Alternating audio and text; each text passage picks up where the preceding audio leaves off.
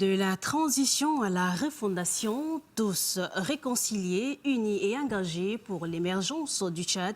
C'est donc sur cette base que les jalons de la refondation de la Ve République ont été posés.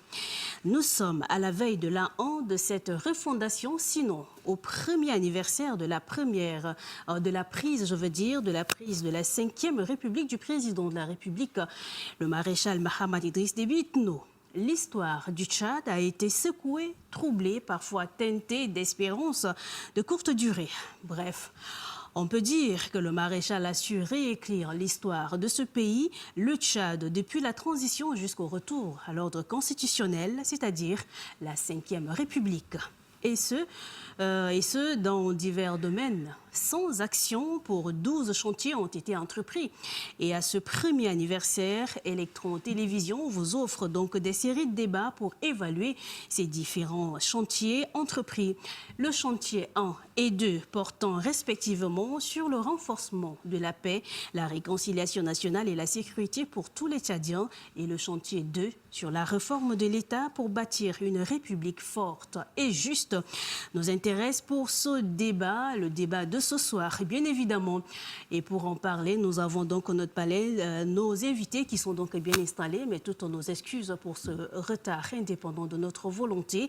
Merci pour votre compréhension et merci d'être de nôtre pour environ 90 minutes d'échange. Avec nous sur la table, nous avons M. Abderrahmane Koulamala. Bonsoir. Bonsoir, madame. Merci d'avoir accepté notre invitation. C'est toujours un plaisir. Ouais, merci. Eh bien, vous êtes un ancien ministre, vous êtes un des personnages clés de la transition, aujourd'hui sénateur. L'homme est donc souvent cité comme le plus proche des proches, sinon les plus proches parmi les plus proches collaborateurs, je veux dire, du maréchal. Est-ce que vous confirmez? Ah, avec grand plaisir alors. D'accord. C'est juste une parenthèse. En tout cas, merci d'avoir accepté donc de répondre promptement à notre invitation.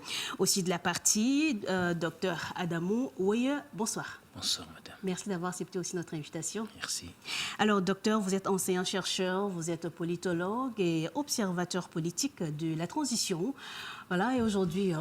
Je ne suis pas observateur politique, je ne crois pas. D'accord. Alors, autre chose? Je suis enseignant-chercheur. Enseignant-chercheur tout court. Ouais. En tout cas, merci d'être de la partie. Aussi, Mbaïnadi Laldim Narcisse, bonsoir. Oui, bonsoir. Merci aussi d'être présent, toujours prompte, quand on fait appel. C'est un plaisir. Le plaisir est donc partagé. Laldim Narcisse, que vous connaissez déjà, est donc analyste politique, il est journaliste et aussi directeur de l'information du groupe Electron Média. Electron Groupe de médias, encore merci d'être toujours présent comme personne ressource pour nous. Merci. Aussi de la partie, Bruce Mbaïmon, bonsoir. Bonsoir. Merci pour la promptitude. Merci. Alors, Bruce Mbaïmon, qui n'est aussi pas présenté, vous êtes le président national du MPTR, entendez Mouvement des Patriotes Tchadiens pour la République. Cadre politique influent de la transition, ex-conseiller national de transition et aujourd'hui député à l'Assemblée nationale. Bruce Mbaïmon, on dit aussi que de lui qu'il est acheté, on dit que vous êtes acheté pour titiller de temps à autre le président Paye Patagui Albert d'être le chef de file de l'opposition. Et c'est vrai? Peut-être la personne qui m'a acheté qui m'intéresse. Bon, on se demande si c'est vrai ou c'est faux. Bon, mais j'aimerais bien connaître qui m'a acheté. D'accord, en tout cas, on aura compris. Une question qui est répondue par une question. Qu'à cela ne tienne, on referme la parenthèse. Je le disais donc tantôt, nous commençons par le chantier, puisque ce sont les chantiers qui nous intéressent. Nous allons commencer par le chantier 1 qui porte sur le renforcement de la paix, la réconciliation nationale et la sécurité pour tous les Tchadiens. Mais d'abord, à l'ensemble du panel, comment appréciez-vous d'abord globalement l'ensemble des efforts consentis pendant cette première année du quinquennat? Je commence donc par vous, docteur. Merci de me donner la parole. Je voudrais que l'on puisse comprendre que la première année de l'exercice des fonctions du président de la République, du maréchal Mahamat Idriss Déby Itno, peut être subdivisée en deux. La première phase qui est celle de la mise en place des institutions pour sortir le Tchad de la transition depuis 2021. Et je pense que les institutions, effectivement, ont été mises en place. Nous avons un Parlement composé des chambres qui sont totalement mises en œuvre. Donc, nous avons le Parlement, l'Assemblée nationale qui est installée, le Sénat qui est installé. Nous avons les autorités, on va dire, des collectivités territoriales décentralisées qui sont installées. Tout à fait. Nous avons aussi des institutions constitutionnalisées qui sont également installées. Je dirais que pour ma part, la première phase est bien terminée. C'est à l'actif du président de la République et les autres acteurs politiques et la société civile et tout le monde et tous ceux qui, de près ou de loin, ils se sont mis dans la patte pour pouvoir construire cette première phase de la sortie du Tchad de la transition.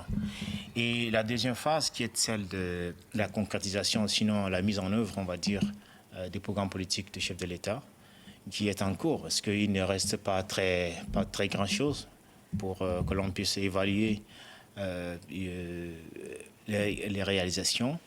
On ne pourrait pas tout de suite se mettre à évaluer, parce que nous sommes dans un processus qui n'est pas terminé. Et un an, la grande partie de cette année a été réservée pour la mise en place des institutions. À une année, on peut mettre une pause et puis s'évaluer pour voir qu'est-ce qui a marché. Oui, c'est pourquoi je disais que les défis, c'est plus de défis. D'accord. On va y revenir. D'abord, on évalue globalement. On va y revenir pour parler donc des défis. Quant à vous, Laldim Narcisse, globalement, comment vous appréciez cette première année du quinquennat? Bon, une année, c'est difficile de faire le bilan, mais il y a quand même quelques actes positifs. Notre pays est quand même un îlot de paix dans un océan de troubles, parce que tout autour de nous, il y a quand même des troubles, surtout le terrorisme, tout l'hydre terroriste qui est en train de se métastaser au niveau du bassin du lac Tchad, etc. Et je pense qu'il y a eu quand même des actions positives qu'il faut relever, surtout avec le retour au bercail de certains opposants, des exilés politiques, etc., qui aujourd'hui participent à la vie politique. C'est quand même un acte positif qu'il faut encourager, qu'il faut renforcer. Ouais, et la paix, c'est la politique de la main tendue. Je pense que le président de la République en a fait ça lors de sa première déclaration à la nation, lorsqu'il avait pris les choses quand il était installé comme président du Conseil militaire de transition. Lors de sa première déclaration, il avait dit, bon, mais nous je prône la politique de la main tendue et la tenue d'un dialogue, etc. Donc le dialogue a eu lieu, etc. Les accords de Doha également. Ouais. Même si ce n'est pas tout le monde, il y a quand même quelques chefs de parti de l'opposition qui ont signé cet accord. Aujourd'hui, ils sont là.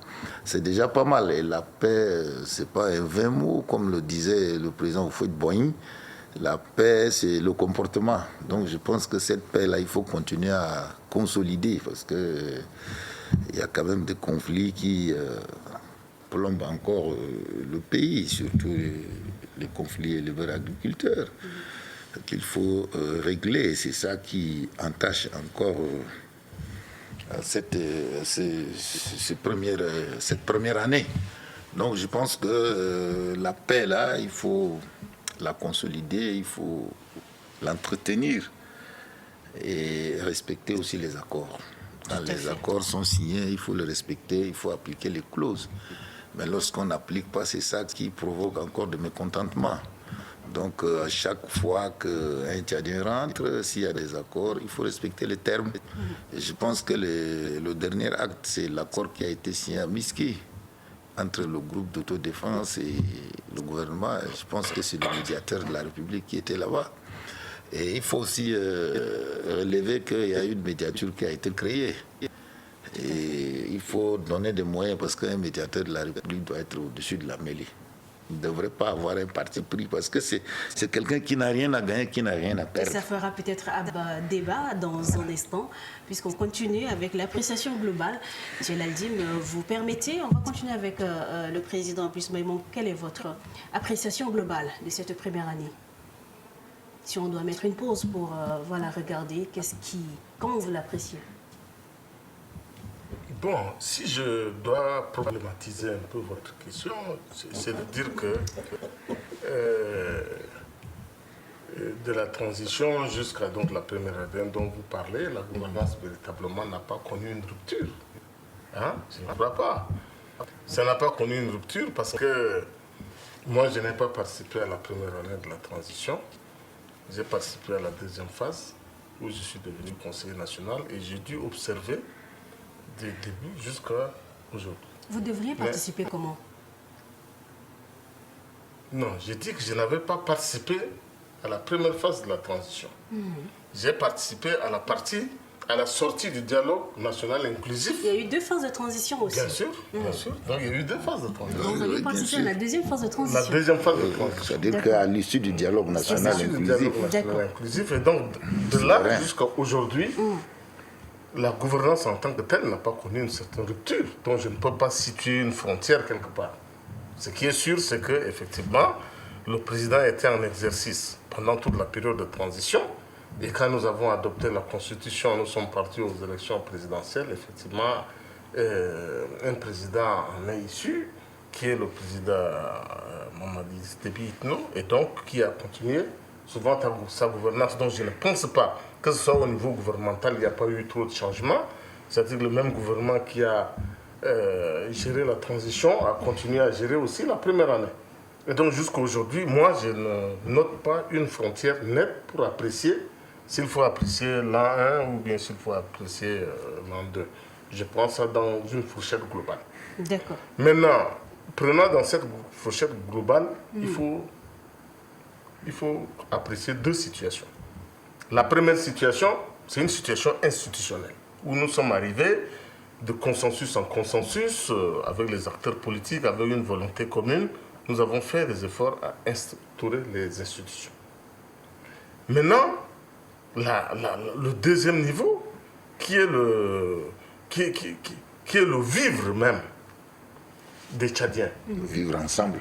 Le vivre ensemble a connu un peu de problèmes dans la mesure où, si je commence par égrener tout ce que les gens ont connu, ça veut dire que beaucoup de nos compatriotes ou beaucoup de Tchadiens ont pris cette période comme une période où il y a beaucoup de mouvements, bons ou mauvais. Mais ce qui est sûr, il y a eu trop de soubresauts dans cette période. Je crois qu'on reviendra dans les détails. Tout à fait. Quand on va entrer en profondeur du sujet. On va y revenir, tout à fait. On se tourne maintenant vers le sénateur ou bien l'ancien ministre. Dites-nous comment vous l'appréciez donc globalement cette première année. Moi, je vais vous livrer un secret. D'accord. La transition s'est bien passée. Elle n'a pas été au goût de tout le monde. Ce serait prétentieux de notre part de dire que la transition a satisfait tous les Tchadiens, même si je note avec satisfaction sur ce plateau que tous les intervenants apprécient un peu le processus qui a été mis en place. Mais il ne faut jamais oublier de là où nous venons.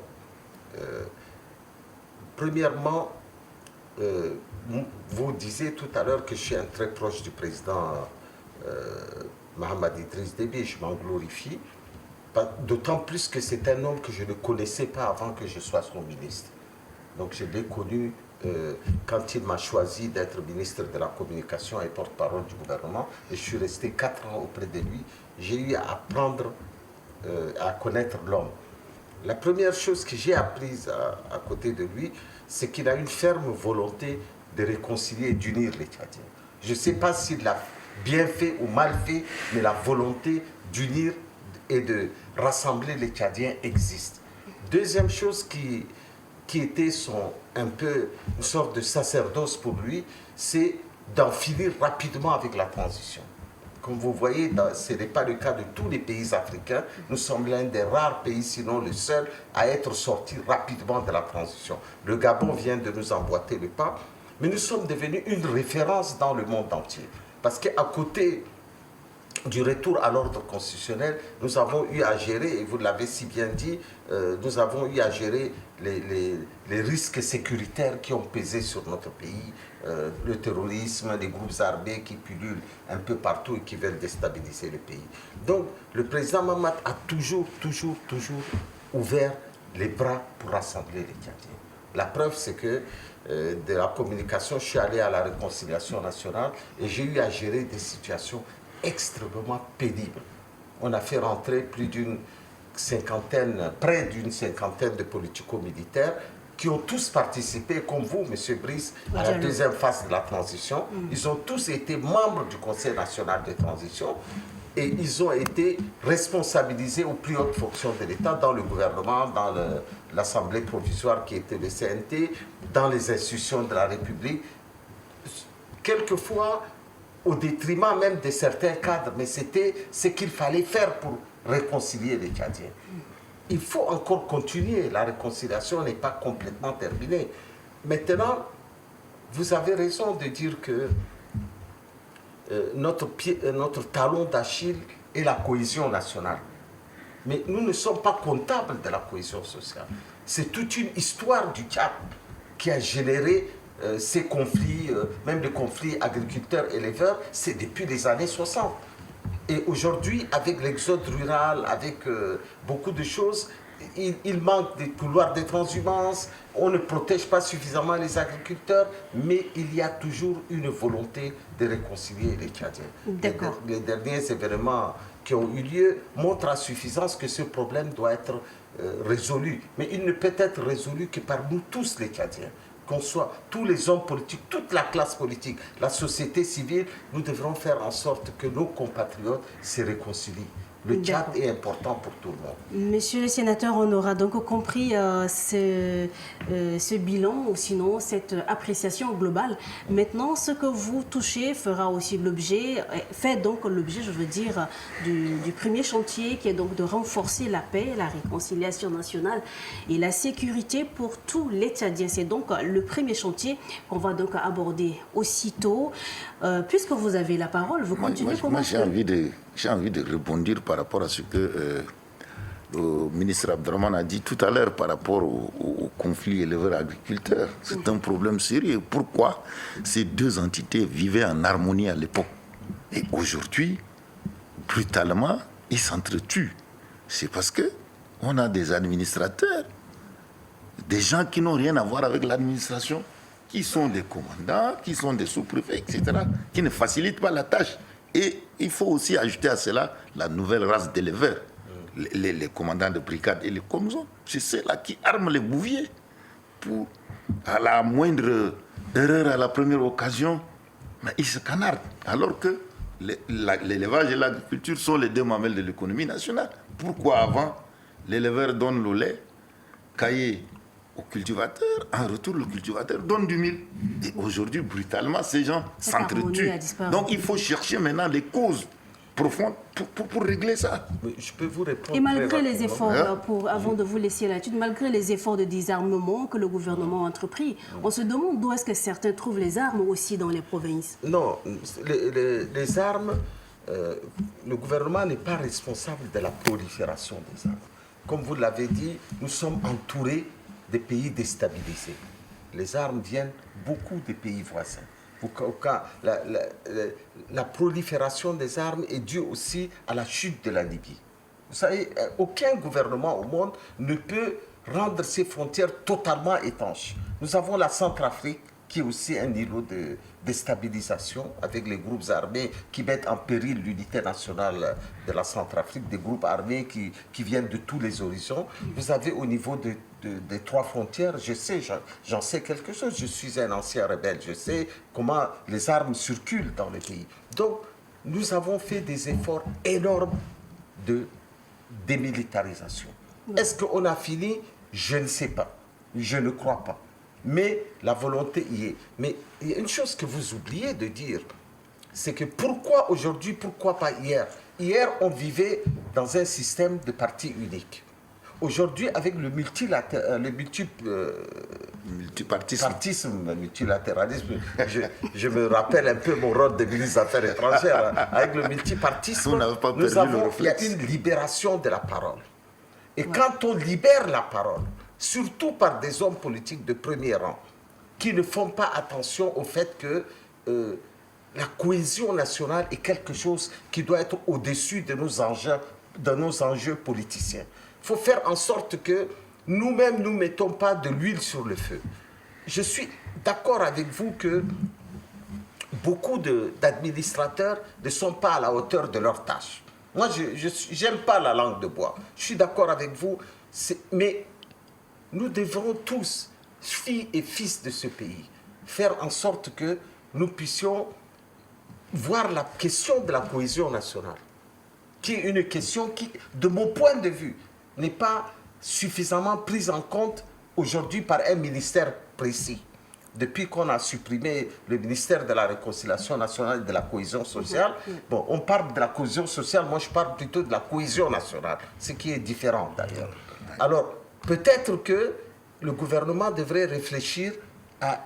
Parce que le médiateur de la République, parce que je vous donne un exemple, quand on a supprimé ce ministère, on a pensé que la médiature allait prendre en charge ces aspects. Or, ce n'est pas vrai. La médiature ne peut pas se substituer à la mise en œuvre d'une politique de cohésion nationale. Il faut que ce soit un ministère qui la prend en charge. Je crois que le Premier ministre réfléchit à cette question et il faut qu'il y ait un ministère précis. Maintenant, il y a le ministère du Plan qui s'occupe de la consolidation de la paix. Mais ça, c'est un chantier un peu plus grand, la consolidation de la paix. Voilà un peu. Pour finir, vous m'avez posé la question, juste pour finir, excusez-moi, M. Brice, je voulais simplement dire que la question de l'unité de notre peuple, de l'équilibre de notre nation, doit être une question qui transcende les clivages politiques. Nous devrions nous retrouver sur cette question, nous devrons nous retrouver, et c'est une question qui intéresse la société civile. Parce que c'est elle qui... Il ne faut pas que la société civile elle-même soit trop politisée sur cette question. Il ne faut pas aussi jeter trop la pierre à telle ou telle communauté. Aujourd'hui, si vous allez dans les réseaux sociaux, sur les réseaux sociaux, mais c'est une avalanche de haine qu'on n'a pas connue. Vous et moi, on n'a pas connu. Notre génération ne connaît pas ça. Le vivre ensemble, c'est d'abord une volonté politique, mais aussi une volonté de tous les citoyens de vivre ensemble. Ou nous vivons ensemble, ou le pays va éclater. Est-ce que ce n'est pas parce qu'à un moment donné, il y a des autorités qui sont aussi des éleveurs? C'est ce qu'on déplore. Est-ce que ce n'est pas dû à ça par hasard? Parce qu'on se souvient du maréchal. Ça, c'est des autorités qui sont des éleveurs, ça c'est un secret de polichinelle. Mais je voudrais dire ceci. Ils sont aussi des agriculteurs. Le vrai problème qu'on a dans notre pays, ils sont aussi des agriculteurs. Et éleveurs en même temps. Non, ce n'est même pas ces gens. Ce n'est pas contre la loi. Monsieur le sénateur, ce n'est même pas ces gens. Moi, je suis d'accord, je crois que partout ailleurs, il y a des ferries, il y a des villages, les gens vivent. Le vrai problème qu'on a dans notre pays, c'est le problème de l'administration du territoire. C'est comme si il y a des gens qui sont faits pour être préfet, sous-préfet, gouverneur, et que les autres n'ont pas. Vous pensez à quoi? Soyons clairs. Mais je suis très clair. Oui. Regardez les propos qui se tiennent maintenant. Hein? Qu'on vient dans un endroit où les représentants de l'État viennent tenir des propos ostentatoires. Comme quoi? Prenant ostentatoirement parti. Fait et cause. Mais comme quoi? J'ai pas bien compris. Non. Donnez-moi un exemple. Nous sommes sur un plateau, vous êtes ministre, vous savez très bien ça. Et l'administration du territoire, c'est comme si c'est une chasse gardée. Si je prends un crayon aujourd'hui, nous allons faire le point. Qui est préfet, qui est sous-préfet, qui est gouverneur, vous-même vous allez vous étonner. Oui. Et pourquoi cela? Parce que, pourquoi cela? Il y a une catégorie de Tchadiens qui sont exclus de ces postes simplement parce qu'il y a les autres qui Tu pensent penses que aux c'est eux sudistes, quoi, qui sont exclus. Qu'est-ce que vous appelez sudiste? Non, mais enfin... Vous êtes nordiste ou sudiste? Moi, je suis plus sudiste que nordiste. Mais vous êtes sudiste? Je disais, il est sudiste et après il a dit non, il est sudiste que centriste. nordiste, hein. Ça ne veut rien dire tout cela. Pour moi, ça ne veut rien dire. Moi, je suis un baguirmien. Voilà. Je suis plus proche du sud que du nord. Vous êtes Non, mais sudiste. vous êtes dans le groupe En Sarabobo définitive, vous êtes Baguirmien. sudiste. Bien sûr. Bon, donc c'est pas ça là que je voudrais Et dire. d'ailleurs, on dit souvent Il y a que de je suis un faibles Soudanais, esprits. donc. Il y a de faibles esprits qui font glisser ce débat-là dans ce secteur. Actuellement, vous avez vu le conflit qui est en train d'être géré. Ça n'a rien à voir avec un nordiste, ça n'a rien à voir avec un sudiste. C'est la connerie Hein? humaine. Il y a un espace où les gens doivent partager en commun. Il y a un conflit surgit et il faut que l'autorité territoriale vienne régler. Il vient, il règle mal. Soit il est incompétent et il doit être sanctionné immédiatement. Aujourd'hui, à l'heure où je parle, aucun sous-préfet n'est suspendu, aucun préfet n'est suspendu. Mais vous pensez que... Attendez, Et- Brice, juste, je peux vous interrompre. On ne suspend pas un administrateur sans une enquête. Ça ne se fait pas. On ne décide pas... Attendez. Monsieur le ministre, les mesures conservatoires, là. Il y a des faits qui attendez, relèvent mesures de flagrance conservatoires. qui doivent être immédiatement traitées. On n'a pas besoin Mais de la- mener une enquête. Non, On je parle vais de vous l'enquête dire qui une est en chose. cours. Je vais On vous écoute, dire une monsieur, chose. on écoute La le ministre, justice est saisie de cette affaire. Nous sommes d'accord sur ça. La justice, pour une fois, j'ai trouvé que la justice a réagi rapidement. Avec célérité? Ah, je pense que oui. Parce que la justice a du moins... Mais pas la après ça, vous avez vu qu'il y a eu des attaques qui continuent. Oui, mais je À vais... l'heure où nous parlons, il y a des attaques qui Brice, parce continuent. que si c'est... vous Alors, parlez- ce si n'est vous pas un m'interrompez échange tout le entre temps, vous deux. peut On pas va se- prendre Alors, aussi où est le temps d'écouter. l'administration Monsieur dès le lors que Président, l'autorité Brice, est sur place Brice. et que les gens continuent à attaquer? on Oui, aura l'autorité compris de votre l'État. position. Si vous permettez S'il vous qu'on plaît. écoute aussi S'il vous Dr plaît, Oye j'ai pour été voir son interpellé. avis. Je vais juste dire deux D'accord. mots. Deux mots. Il ne faut pas... Essayons de ne pas prendre le conflit actuel comme point d'ancrage du problème de la cohésion sociale.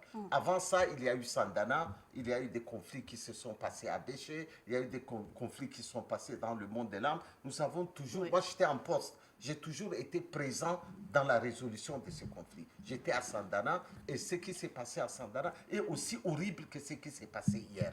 On a eu autant de morts. Le problème, il ne faut pas prendre ce problème au niveau de l'émotion. Il faut le prendre, ce sont tous des Tchadiens sur le même pied d'égalité. Nous, chaque fois qu'un Tchadien est assassiné de façon brutale, de façon inadmissible, nous devrions tous faire corps commun pour dénoncer cela. Absolument. Voilà, Et ça, arrêtez aussi. ça, c'est ma position. Et Maintenant, et suivre aussi la concernant position, les administrateurs, procédures. je suis d'accord avec vous. Quand on était à Sandana, nous avons suggéré et obtenu la sanction de plusieurs personnes, dont notamment un sous-préfet. Mais j'ai dit qu'aujourd'hui, ce qui s'est passé, les derniers événements, ils sont entre les mains rapidement de la justice. Il y a des mesures qui vont tomber. Moi, je suis sénateur, je ne suis plus dans le gouvernement. Je suis quelqu'un qui peut même demander une commission d'enquête parlementaire sur cette question. Parce que moi, je ne supporte plus le gouvernement. Je suis le représentant du peuple actuellement. Ce qui s'est passé est très grave. Ce qui va se passer encore est encore plus grave. Parce que les assassinats appellent à la vengeance. La vengeance appelle les assassinats. Nous devrions, nous, acteurs politiques, calmer cela, nous retrouver dans un cadre de dialogue pour examiner cette question et faire des suggestions précises. Est-ce qu'il faut enlever tous les administrateurs qui sont dans certains pays, dans certaines régions du Sud? Faisons-le sans débat, sans passion. Non, ça, je suis parfaitement d'accord. Non, moi, je voudrais juste... Non, mais je voudrais juste... Vous permettez que le docteur donne son avis au moins avant de continuer. Vous permettez juste un Comme instant. il n'est pas un homme politique, vraiment, il a du mal à... Il est plus objectif que nous, on va l'écouter. Alors, moi, je pense que le Tchad, il a un problème de mesure de nos paroles. Il y a une question de subjectivité dans nos débats. Lorsque une situation surgit, il y a des défenses, il y a des prises parties. Alors que nous parlons de la réconciliation nationale. Tout à fait. Nous parlons de la réforme de l'État. Oui. Nous parlons de ces choses sans toutefois savoir que De la sécurité aussi des de la Tchadiens. sécurité des Tchadiens, sans toutefois savoir qu'il y a un véritable problème, celui des prises et parties. Les gens n'essayent pas de voir le mal, les gens n'essayent pas de faire des propositions concrètes pour réconcilier les Tchadiens, mais ils essayent à quel parti j'appartiens, quel est mon intérêt d'agir ainsi, quel est mon intérêt de ne pas agir. Moi, je pense que si on veut reconstruire un pays déchiré comme celui-là, depuis 1963 jusqu'à aujourd'hui, on va de déchirement en déchirement, c'est parce qu'il y a une culture de remise en cause, il y a une culture de rejet de l'un de l'autre, il y a une culture de développement de la régionalisation, de l'ethnicisation, de la clanisation qui détruit notre pays. Nous devons voir le pays au sens de la nationalité. Nous avons une nation, nous avons un pays, nous avons une république. La république ne se construit pas sur la régionalisation. C'est vrai, c'est un fait. Mais lorsqu'il y a un conflit qui surgit, comme celui dont vous parlez maintenant, ce sont des morts. Il n'y a pas un intérêt. Ce sont des Tchadiens, ce sont des enfants. Il n'y a pas un intérêt à défendre tel ou tel autre. Ce sont des personnes qui sont mortes. C'est un sang versé qui a du mal à détruire notre pays. Alors, qui a la faute? C'est à la justice d'en décider, d'en déterminer. Et moi, je pense que les hommes politiques ne doivent pas s'immiscer dans ces affaires-là. Les citoyens, l'homme de la société civile ne doit pas s'immiscer dans ces affaires. Parce que, bien entendu, quand les hommes politiques se remettent dos à dos, ils accusent l'autre, ils disent, on va dire, ils ternissent l'autre. Je pense que ça ne peut pas reconstruire le pays. Ça va davantage attiser la haine, parce que certains diront que oui, si vous êtes d'accord avec celui-ci, parce que vous êtes contre cela, si vous êtes d'accord avec ceci, vous êtes contre ceci. Mais alors, comment nous allons construire un pays? Construire un pays, réconcilier un pays, le reconstruire, c'est un processus. Et ce processus-là doit être fait de sorte que nous ne puissions pas prendre parti à chaque fois qu'il y a un événement qui se déroule. Nous devons tous regarder la chose dans un sens beaucoup plus humaniste, à mon avis. Mais ne pas prendre de position. Ça, c'est un. Deuxièmement, lorsqu'un conflit surgit, moi, je ne veux pas revenir sur cette affaire qui s'est déroulée. Ce sont des Tchadiens qui sont morts. La justice est en train de mener ses enquêtes. C'est à elle de déterminer qui a commis quoi, qui a fait quoi de mal. C'est à elle de déterminer. Maintenant, si la société est agitée, sur les réseaux sociaux, c'est que de la haine. Ouais. Moi, je vous assure que sur ma page, j'ai tout bloqué. Rien ne passe sur ma page, parce que quand j'ai lu un message de la haine, tout de suite, ça m'énerve. Moi, je suis un jeune. Et je pense que la jeunesse doit être une jeunesse réfléchie. La jeunesse doit être une jeunesse qui n'est pas manipulable. Aujourd'hui, la jeunesse est manipulée par les hommes politiques. Elle est manipulée par les oppositions. Par certains. Excusez-moi le terme. Elle est manipulée par certains hommes politiques, qu'ils soient de l'opposition, qu'ils soient du parti au pouvoir. Il y a une manipulation. Et les jeunes, au lieu d'ouvrir les yeux pour voir quel est l'intérêt de dire telle chose, quel est l'intérêt de ne pas le dire, ils sont tous soit dans l'opposition, soit ils sont dans le parti au pouvoir. Sans chercher à savoir qu'en disant telle ou telle autre chose, on est en train davantage de détruire notre pays. Mais, et donc, moi j'ai demandé la parole. Permettez qu'on écoute ça. Moi, je ne tiens pas un discours. Je ne tiens pas un discours. C'est un constat. C'est un constat. Jusqu'aujourd'hui. S'il vous plaît, Bruce. D'accord, si vous avez fini, on écoute au moins sa réaction et puis on vous revient. Non, moi je voudrais réagir par rapport au comportement des administrateurs. Parce qu'aujourd'hui, le ministre a parlé de la démocratie. C'est vrai, c'est comme ça qu'on nomme n'importe qui préfet, n'importe qui sous-préfet. Et ces gens-là, parfois, ils arnaquent la population. Quand il y a un conflit qui surgit, ils prennent fait et cause pour une partie, au lieu de régler le problème. Alors qu'avant, ces gens vivaient en harmonie. Ils vivaient en symbiose. Mais qu'est-ce qui ne va pas? Vous étiez, moi j'étais l'un de vos admirateurs à la conférence nationale souveraine. J'espère que vous l'êtes. Parce qu'à la conférence nationale, vous avez réclamé qu'il faut mettre l'homme qu'il faut à la place qu'il faut. Et que ceux qui ont fini à l'ENA, à l'École nationale d'administration, qui ont fait section administration publique, deviennent des préfets. deviennent des préfets, des sous-préfets. C'est Ce ma que vous- position actuelle. Mais voilà, c'est ce que vous avez réclamé à la conférence nationale. Mais il y avait. Est-ce que ça c'est se parce convie que- aujourd'hui? Il y a une Non, bonne mais c'est, mémoire. mais c'est parce qu'il n'y a pas ce qu'on appelle la volonté politique. Chacun, il y a des gens qui ont créé des partis, il y a des partis alimentaires. Mais avec les législatives aujourd'hui et la décentralisation qu'on Il ne faut pas parler expérimente, de partis alimentaires. C'est un terme que je n'aime pas. Non, mais il y a, S'il vous plaît. mais il y a des chefs de parti qui revendiquent. Laissez-moi vous dire Hein? pourquoi je suis un peu pas d'accord. Vous êtes impatient. Avec un discours conformiste du type. Parce que ce pays, pour être un homme de bien, il faut faire en sorte que la vérité ne fleure pas. C'est ça pour être un homme bien. Moi, je ne suis pas d'accord. d'accord. Vous savez, je vais vous raconter un truc tout de suite. Pourquoi les gens sont révoltés? Il y a une semaine, un commandant de brigade a violé une fille de 12 ans. Oui, récemment. 12 en ans. province. Vous en avez parlé. Oui. J'ai été saisi. Ils sont allés assigner le chef de canton pour vouloir régler ce problème à l'amiable. J'ai appelé le chef de canton, je lui ai dit, cette affaire dépasse ta compétence. Parce qu'il y a eu une ordonnance récemment qui est Viol signée. sur mineur. Viol Si sur tu mineur. t'engages dans cette affaire, tu vas voir. J'ai reçu des coups de téléphone croisés. Quasiment tous ses parents qui sont dans la zone veulent le sortir de l'affaire. Le commandant de brigade. On a fait dépêcher le compagnon qui a quitté pour aller lui-même le chercher. Arrivé là, les enquêtes ont tourné comment on prend le type, on l'amène dans la cour de la justice, on le laisse s'échapper. Oui. Vous pensez que des comportements comme ça sont des comportements qui permettent de construire le pays? Mais c'est pas ce que vous êtes en train de dire, ce que je disais. Non. Je vous ai dit Ça veut dire que lorsque non, non. au Tchad, ici, Mais vous n'avez pas c'est- compris c'est ce le que fait j'avais du dit. pouvoir. Vous êtes en train de me S'il dire vous plaît, que moi c'est le je... fait du pouvoir. Non, non, Vous non. parlez en Ce même monsieur- temps, les gens ne vous écoutent Si pas. ce monsieur n'est pas commandant de brigade, hein, il aurait été enchaîné et il ne pouvait pas s'échapper. On allait lui mettre les menottes. Il s'est baladé tranquillement, arrivé là-bas, il a bénéficié de toutes les complicités, il a ses chefs hiérarchiques.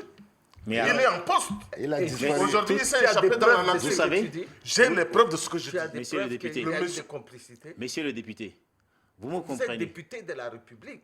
Ne faites... Non, non, non. Non, écoutez, moi, monsieur je- Brice. Non. Moi, je suis ne député peux de pas la- être sur ce Je ne plateau. suis pas Attends, député pour attends, couvrir quoi que ce soit. Attends, non, Je c'est suis- pas mon histoire. Moi, Ce je suis qui- pas- ce qui est sûr. Brice, je vais te dire une chose. Le monsieur s'est échappé ou pas? Laisse-moi te répondre. Il est sous la garde d'un officier ou pas? S'il te plaît, s'il te plaît. Et pourquoi jusqu'à aujourd'hui on ne le retrouve pas? Madame, Permettez, s'il vous plaît. permettez Si qu'il tu le parles dise au tout moins. seul, tu Voilà, finiras par il faut- avoir raison. Parce que tu laisses pas Voilà, les autres donc, au parler. moins, on écoute Donc, monsieur le moi, ministre. je dis toujours que quand il y a viol d'un mineur, c'est un crime.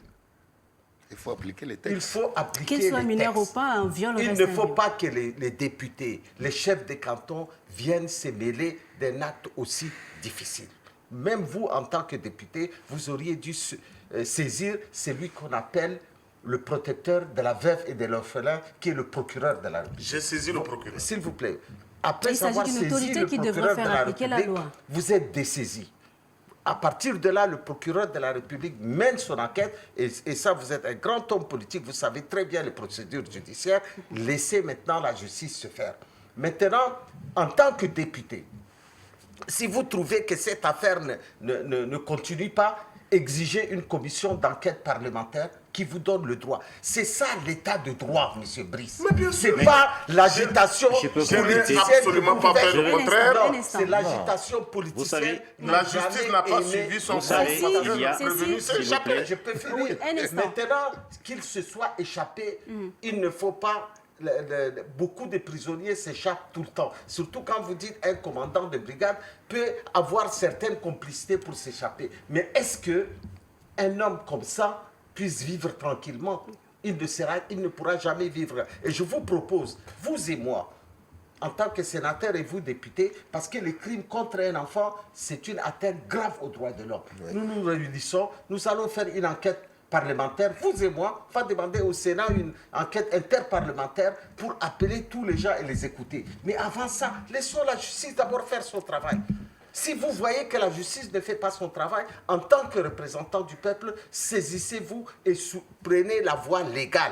Ne venez pas déverser aussi dans les ragots des quartiers pour dire celui-là a fait ça, celui-là a fait Non. ça. Et ne C'était pas juste laisser pour la pour cette décision. raison. D'accord. Non, c'était C'est juste pour pour répondre. Je pense vous que avez c'est- mal répondu. C'est juste Vous un avez- exemple. s'il vous C'était plaît, juste pour répondre aux vous avez auteurs mal qu'il y a Monsieur- des répondu. Monsieur faits. Idriss, on Vous va avez s'écouter, répondu. on va Il y a s'écouter. des faits. On va s'écouter, Vous avez, Monsieur vous Bruce, avez Monsieur Mbaye, répondu, on va monsieur le s'écouter. député. Oui, non, S'il excusez-moi. vous plaît, moi, laissez-moi, je vais On vous va dire une juste chose. s'écouter. Vous avez répondu en disant exactement ce que j'ai dit. Je vous ai dit que le Tchad, le problème, c'est la prise des partis. C'est un parti pris. Oui. Lorsque j'ai dit, quand il y a un événement qui se déroule, je n'ai pas pris un exemple précis. Les événements, il y en a plusieurs qui se sont déroulés ici. Lorsqu'il y a un événement qui s'est produit, il y a directement prise. Les gens positions. prennent des positions. Ouais. Ceux qui sont avec les victimes, Et on rapproche à cette histoire de Sud-Nord. exactement. Ceux qui sont plus avec... souvent. Exactement, le plus L'antagonisme souvent. nord-sud. C'est que Ouais. le plus souvent, il y a des prises de parti. Il y en a qui sont avec la victime, l'autre sont avec le violeur ou encore le criminel. Finalement, on ne laisse pas la justice faire son travail. Parce que ceux qui sont avec le violeur réclament la libération de la personne et ceux de la personne qui a commis l'acte parce qu'ils se disent qu'il n'a rien fait. Au Tchad, on n'a toujours rien fait. Celui qui est violé, aussi, il y a la prise il y a des personnes qui viennent dire que non, il faut mettre la personne en prison. Et finalement, la justice est rejetée. Et on ne veut plus appliquer la justice parce que on remet la justice, on dit que non, la justice ne fera pas son travail, et on dit que les juges sont corrompus déjà d'avance, et on libère la personne. Qui a libéré la personne? C'est parce qu'il y a une prise de parti, oui ou non, monsieur le député? Oui. Voilà. Mais pourquoi vous dites que j'ai tort? Non, Lorsque je vais, c'est mon débat. Non, Je vous avais dit que non, je n'ai mon pas dit débat, que vous avez mon tort. débat, J'ai pour moi, dit que le discours est trop conformiste. le discours n'est pas conformiste. Moi, je suis un chercheur. Je ne suis pas celui-là qui caresse les gens. Non, j'ai dit ce qui est vrai. Parce que c'est ça le véritable problème du Tchad. On est toujours en train de prendre parti. Lorsque vous prenez l'exemple de ce sous-préfet, quand vous le dites avec des passions, vous êtes un député de la République, la loi vous permet donc d'interpeller le ministre de l'administration du territoire, le ministre de la Sécurité, pour chercher à savoir qu'est-ce qui s'est passé, où est parti ce monsieur. C'est votre responsabilité. La loi vous le donne. Vous donne ce droit-là d'interpeller le ministre de l'Intérieur, d'interpeller le ministre de l'Administration pour situer la personne. Comment la personne s'est échappée pour être en cavale. Non, je connais la procédure. Non. parlementaire. Et aussi- Vous la procédure- Moi, ça va pour obtenir le résultat. Permettez Non, qu'il vous finisse. n'avez pas besoin, Moi, vous n'avez pas besoin de penser au résultat. Le résultat, qu'il soit bon ou pas, votre travail, c'est d'interpeller d'abord, et le reste, ce n'est pas votre problème. Non, pour moi, c'est Vous pour voyez? vous dire. C'est pour moi, c'est pour vous dire. Cet exemple précis. Mais cet exemple, c'est vous pour me vous rejoignez dire simplement finalement. que. D'accord. Et S'il vous plaît. On Est-ce que vous referme m'écoutez cette une parenthèse minute? parce que, monsieur Mbaye, Une minute, s'il vous je plaît. rappelle juste que ce n'est qu'un exemple parmi tant d'autres. Voilà. Mais cet exemple ne fait pas l'objet de Du ce débat. débat. Voilà. Maintenant, j'ai pris cet exemple pour dire autre chose que vous Mais ne vous voulez pas m'avez me rejoint, dire. vous voyez? N'est-ce pas? C'est toujours la J'ai prise pris de cet parti. exemple pour dire autre chose en Quelqu'un disant parle que. et l'autre parle, les auditeurs Voilà, donc n'écoutent vous pas. aviez c'est ça. donné Il faut votre laisser avis, les gens il a parler. continué aussi à donner, mais je me demande, monsieur le ministre, tout à l'heure je voulais ouvrir une petite parenthèse, vous avez dit il y a des prisonniers qui s'échappent souvent aussi des prisons, je me demande mais pourquoi? Parce que les prisons sont bien sécurisées, pourquoi ils doivent souvent s'échapper? Non, mais madame, prenez le monde entier, les prisonniers s'échappent toujours des prisons. Tu vois, non? Vous savez, vous prenez en France, dans les prisons les plus sécurisées, les gens arrivent toujours à s'échapper. Le problème n'est pas là. Le problème, c'est de savoir est-ce que les gens qui s'échappent, on va les interpeller ou pas. C'est ça qui est le plus important. Parce que s'échapper d'une prison, ça peut... Moi, j'étais prisonnier à la maison d'arrêt. Quand je suis revenu d'exil, on m'a mis là-bas. Et je voyais tout le temps, tous les jours, des gens Les prisonniers s'échapper. qui s'échappent. Donc, je sais. Donc vous avez tenté une évasion. Non, moi c'était une arrestation politique. Je savais que j'allais être gracié. Parce que je n'avais pas fuir. Vous vous attendiez déjà Parce à que ça. vous n'étiez pas encore gracié. D'accord, je J'étais pas referme ma gracié. parenthèse. Bon, Je ça, c'est referme ma une parenthèse. Ce que Voilà, je vais referme dire, ma parenthèse. Madame, ce que je vais dire, Oui, et je crois que docteur Adamou. Notre ami a dit quelque chose d'important. Il ne faut pas, en 2025, il faut se dire, je suis Tchadien. Et non pas se référer à son ethnie, sa tribu. On a fait quelque chose à Massénian. Oui. Et Koulaman va dire, je suis originaire de là-bas, je me mets... Non, il faut toujours aller vers la justice. Quand il y a eu les massacres de Sandana, nous avons tous été émus. J'ai même fait une intervention en direct à la télévision nationale. J'étais dégoûté quand je suis allé voir les gens. Quand j'ai vu les derniers massacres, j'ai été autant dégoûté. Alors, justifier un massacre vis-à-vis d'un autre, pour moi, c'est la pire connerie humaine. Surtout quand on voit des enfants Rien ne peut qui ont été... Maintenant, cherchons Qui la sont vérité. des innocents. Cherchons la vérité. Il y a des hommes politiques qui sont arrêtés, qui bénéficient toujours de la présomption d'innocence. Oui. Il faut que nous gardons raison. Il faut garder sa raison. Il faut dépassionner le débat politique. Il faut faire en sorte que nous avons notre pays, nous sommes battus pour ce pays, pour cette démocratie. Je connais Brice depuis longtemps. Nous sommes souvent en divergence politique avec lui, mais nous sommes les meilleurs amis du monde. Et c'est ça la politique. Nous sommes les meilleurs amis du monde. On s'attaque avec une virulence incroyable, mais on se retrouve autour d'un dîner. Pendant le dialogue national, on était tout le temps ensemble et on était divergents politiquement. D'accord. Donc il faut que les Tchadiens apprennent. Si vous publiez quelque chose sur Facebook aujourd'hui, vous êtes le déferlement de haine incroyable. Vous prenez mon exemple. On me traite de Soudanais. Ils ne savent même pas qui je suis. Je suis né à Ambassana, je suis petit-fils du sultan Gaourang. Ma mère est soudanaise. Ça fait de moi un Soudanais? Non, mais franchement, et on me dit, ouais, retourne au Darfour. Je suis même pas, ma mère n'est même pas originaire du Darfour, elle est du nord du Soudan. Tout ça, c'est parce que nous avons une jeunesse insuffisamment éduquée, insuffisamment politisée. Qui a grandi dans la guerre. Qui a grandi dans la guerre, Justement. qui a grandi dans un système éducatif qui a subi les affres de la guerre, qui n'ont pas les mêmes connaissances que nous, qui ne connaissent pas. Moi, je suis né à Ambassana. Vous savez, Ambassana, en face Kabalaï, à côté Sabangali, Gardole, nous sommes le berceau de l'unité nationale. Nous avons grandi ensemble. Nous ne connaissons pas cette histoire. C'est là, pendant la guerre qu'on nous a dit, oui, lui là, il est... On se connaît. On s'est dit, ah, lui, il est sudiste. Ça, c'est autant de Oui, mais monsieur formations. le sénateur, moi, mon problème, c'est quoi? Vous permettez Tout ce travail qui doit être je vais fait intervenir. en termes de réconciliation nationale, la promotion donc du brassage et tout ça, c'est le gouvernement qui a l'autorité de le faire. D'accord. Parce que moi, qu'est-ce que j'ai proposé? Je vous dis en deux mots. J'ai proposé. Honnête, Plus. le gouvernement fait beaucoup. Fait beaucoup, mais pas assez. Le président de la je République, termine vous en permettez, deux mots. Qui a Permettez, rencontré en le deux président mots. de la République. Monsieur le ministre, qui vous connaît permettez? le président de la Mais je République. connais le Qui président de la sait que République. c'est un homme qui est attaché à l'unité nationale et à la Ça, cohésion vous l'aviez nationale. déjà dit tout Parfaitement, à je l'heure. le Monsieur sais, Brice, je vous le sais permettez? très On ne bien. peut pas l'accuser quand même de sectarisme sur ce plan-là. Non, je Et ça, parle- je ne peux pas laisser passer ça. Je parle du gouvernement. Moi, je vous ai fait une proposition pendant la campagne. On arrivera à Je la vous ai phase fait des une propositions, Monsieur Mbaïmo. Je dis Monsieur par le exemple dans Président, N'Djamena. on S'il vous arrivera à plaît. la phase des propositions. D'accord. Voilà, on De va y toutes les arriver. façons, On va y je arriver. garde Oui, le- on Non, vous non, écoute. je voudrais intervenir parce Oui. que chaque fois on épilogue sur le même sujet. Je pense qu'il n'y a pas la volonté politique. Tous les régimes qui se sont succédés là, personne n'a fait un effort supplémentaire pour trouver une solution à ce conflit-là. Sauf le président Mamadi. Hein? Donc moi je crois que il faut que ceux qui dirigent le pays, ceux qui ont tous les leviers du pouvoir là, posent des actes. Il faut poser des actes. Tout le temps là, on revient sur les mêmes problèmes. Mais on a dit tout à l'heure, on a déploré la nomination des administrateurs. Il faut des gens qui connaissent l'administration. Mais quand on nomme les gens à la tête du client, mais ça pose problème. C'est ça le vrai problème aujourd'hui. Donc je crois que il faut que le président aussi pose des actes en tenant compte de tous les Tchadiens. Les Tchadiens qui ont le profil. Mais parfois, dans les nominations, on voit c'est un déséquilibre total. C'est un déséquilibre total. Aujourd'hui, un ministre arrive, mais il passe le temps à nommer ses parents.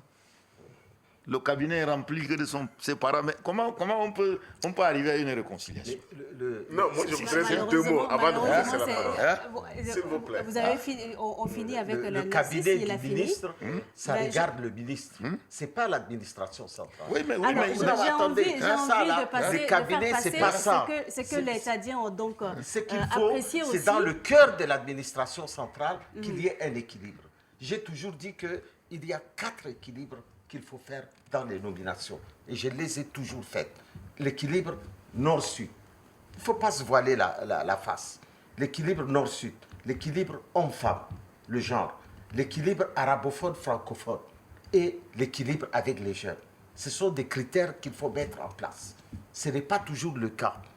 Bon, Ouais. moi, ce Parce n'est pas qu'aujourd'hui, toujours dans le cas. certaines Mais administrations, moi, quand en vous tant venez, qu'ancien ministre, on vous je peux vous exige. dire que j'ai respecté scrupuleusement ces 4 critères. Oui, mais parce que vous êtes un ministre de la République. Oui. Vous n'êtes pas un ministre de votre clan ou bien de votre Bien sûr. tribu.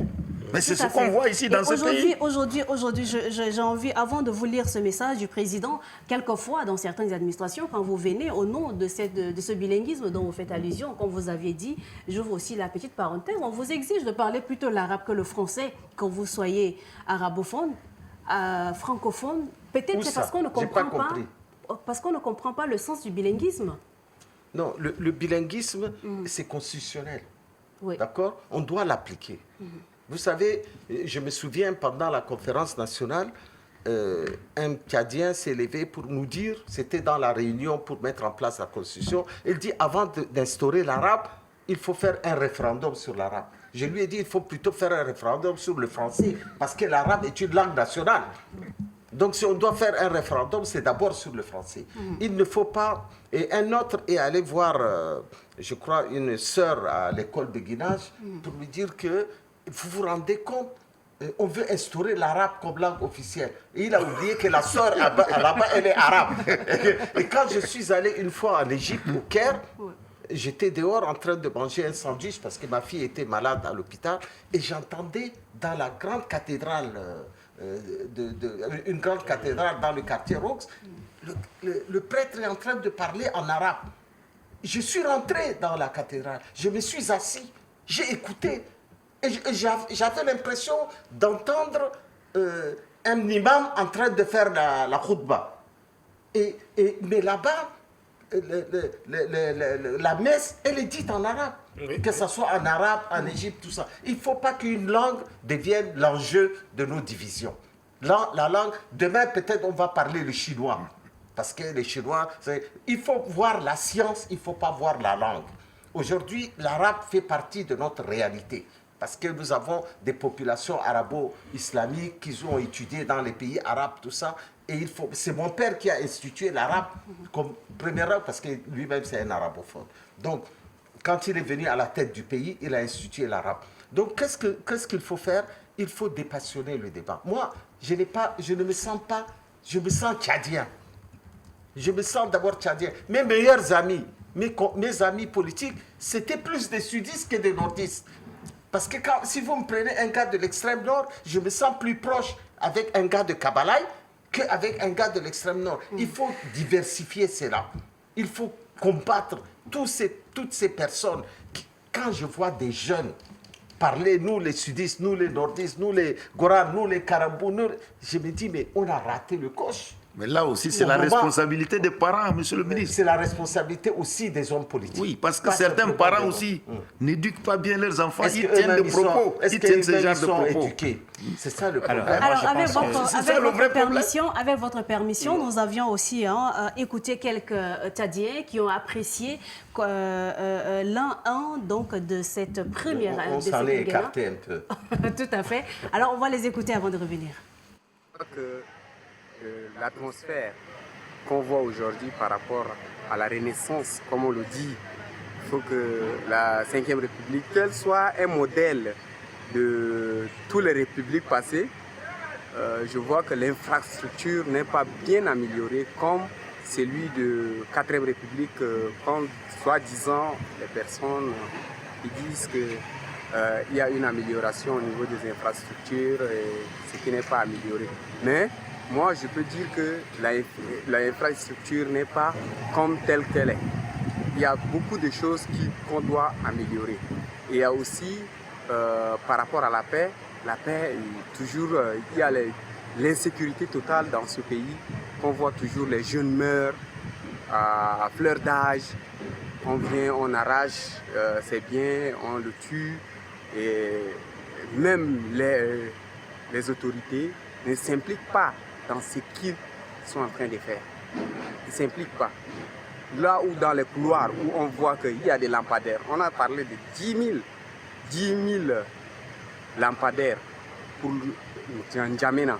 Mais on voit dans certains coins où les malfrats passent, on voit qu'il y a toujours l'insécurité totale. Et par rapport à l'humilité de ce président, il veut toujours s'accentuer sur certaines propos des Béni-Oui-Oui. Je peux dire ça, les Béni-Oui-Oui. Ils devront être optimistes. Il doit être optimiste et construire un pays digne de paix et d'amour pour un Tchadien et pour les Tchadiens. Ce que nous vivons dans ce pays récemment, c'est comme si les Tchadiens, on les a exportés et qu'on a importé certaines personnes d'une autre nationalité qui sont dans ce pays. On vit comme si le pays ne nous appartient pas et tout le monde veut piller, tout le monde veut faire de ce qu'il veut de ce pays et ce n'est pas normal. On doit revenir à la conscience nationale et savoir qu'on doit se donner la main pour que ce pays-là un jour puisse nous amener à mieux vivre que de chercher plutôt à amener les gens à sortir, à aller chercher la meilleure vie ailleurs.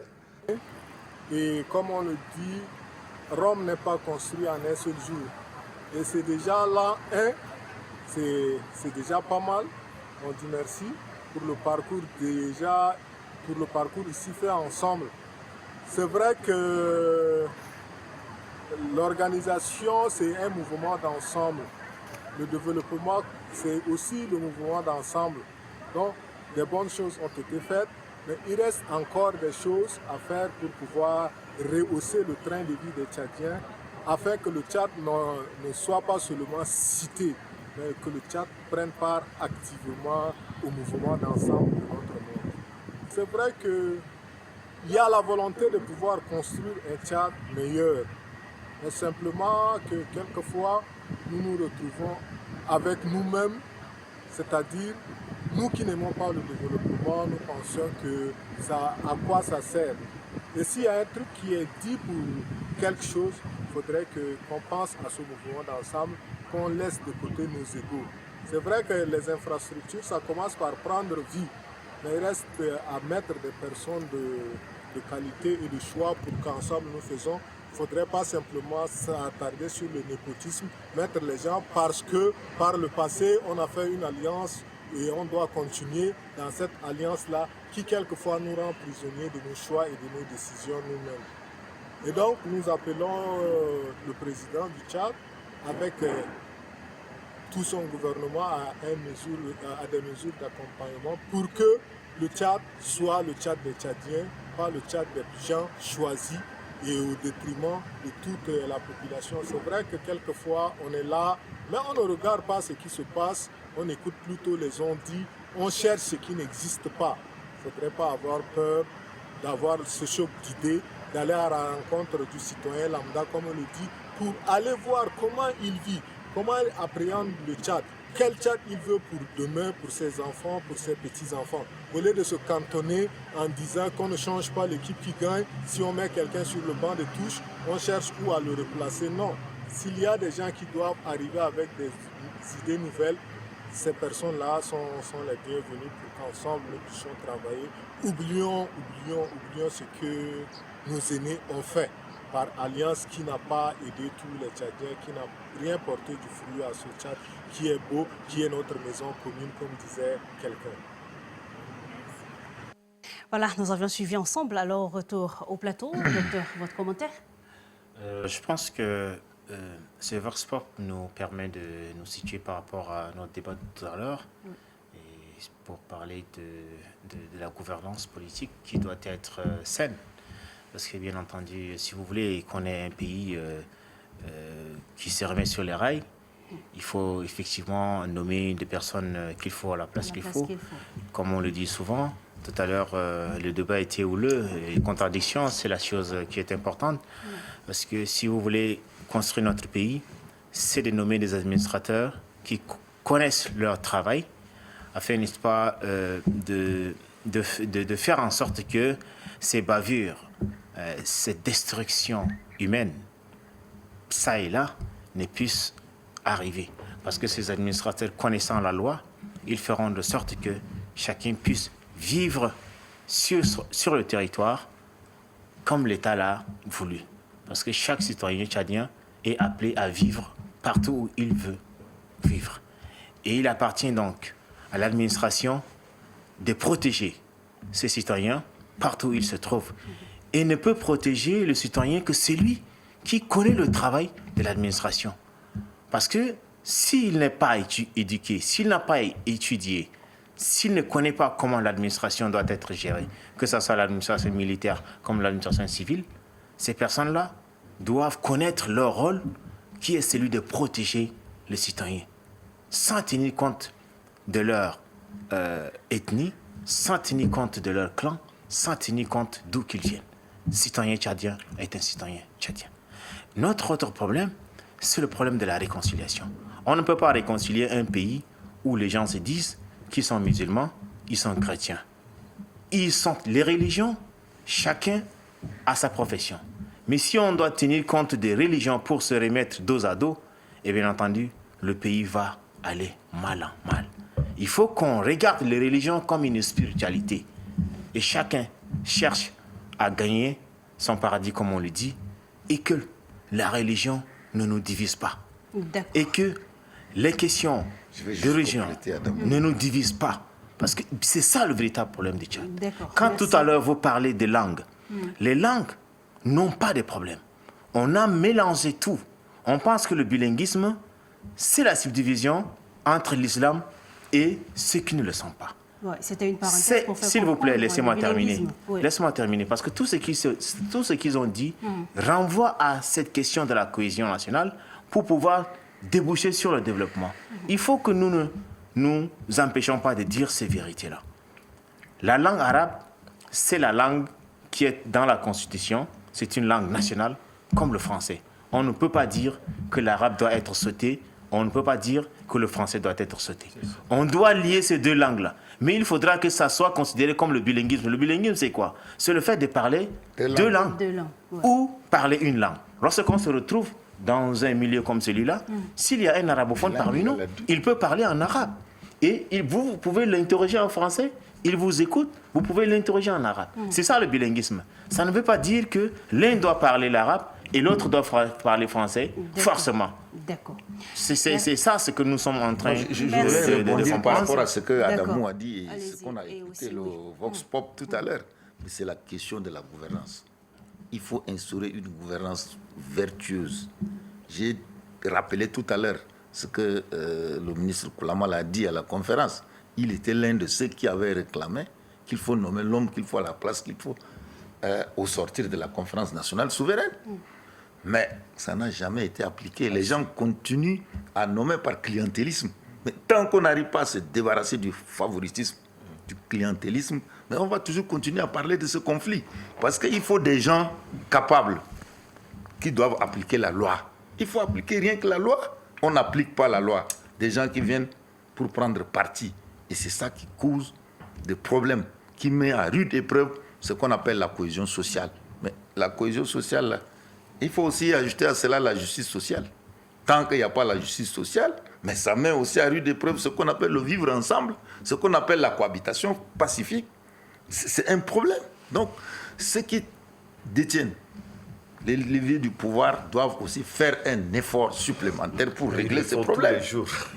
Mais tant qu'ils ne le font pas, quand vous prenez un peu, moi je continue à le dire, parfois quand vous voyez les nominations, mais c'est pas possible. Vous tombez de nuit, vous dites, mais c'est déséquilibré là.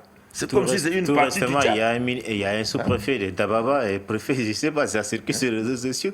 Il n'arrive même pas à s'exprimer ni en arabe ni en français. Voilà.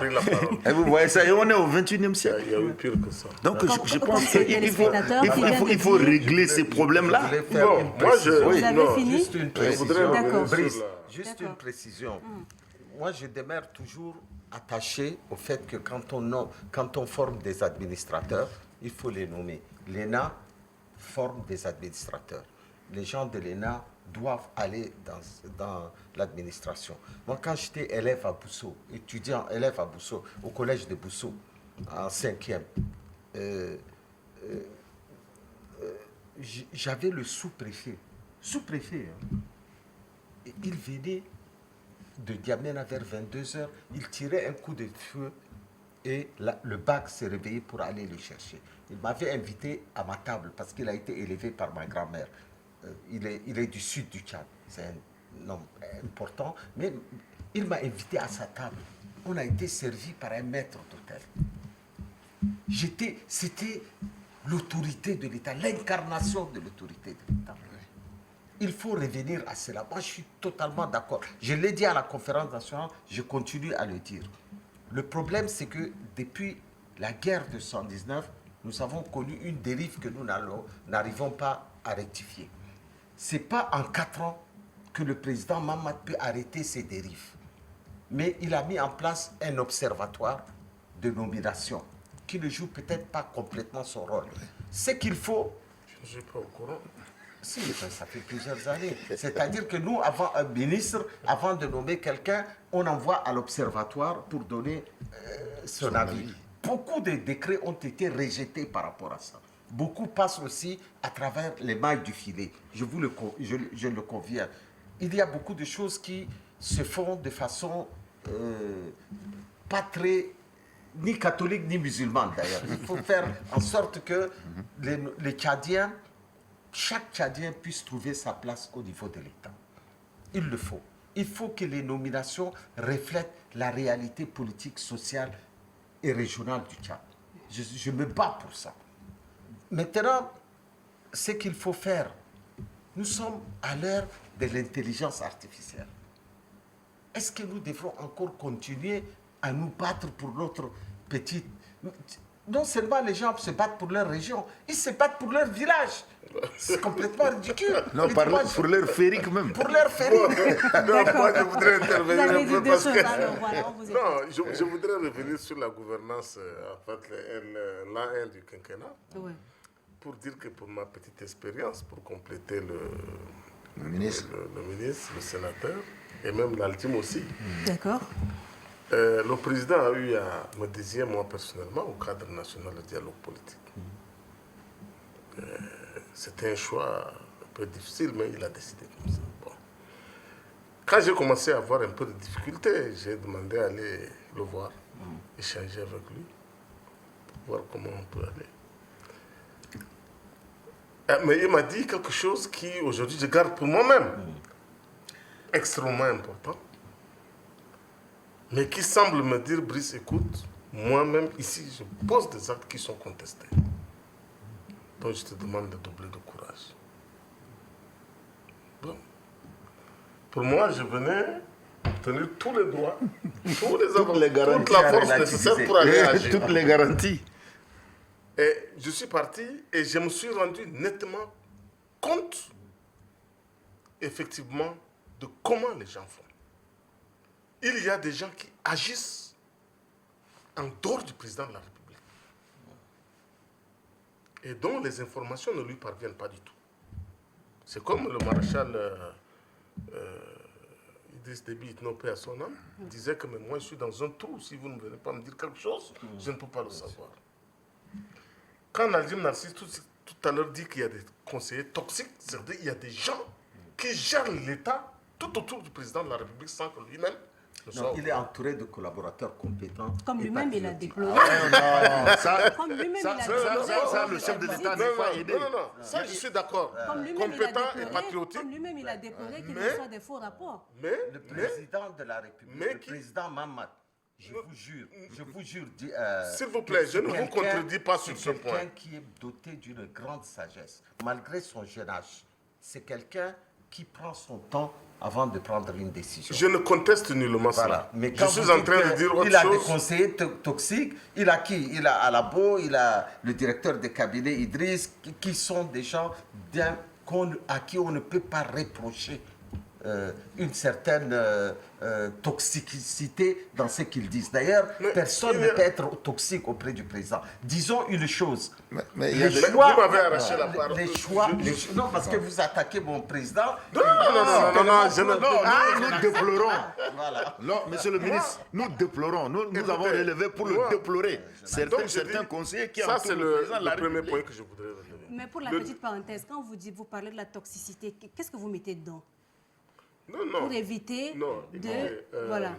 Il y a On un dit certain même nombre- Trump est entouré de gens toxiques. C'est pas simplement le président Mohamed. Hein. Même Trump, on dit qu'il a Peut-être des c'est le mauvais fait de ne conseils. pas faire Quand appliquer on les est dans- décisions. Est-ce que c'est pas... Non. Mais qu'est-ce que vous mettez Non. dedans? Demain, si on te nomme il y a des- directeur il y a de des cabinet, les conseillers. gens vont dire c'est Brice qui est à la base de tout ça. Oui, mais il y a Oui, des... bien sûr. Ne jetez pas la pierre au conseiller du président. C'est pas possible. Jetons-nous nous-mêmes la pierre pour Oui. être des gens pas suffisamment.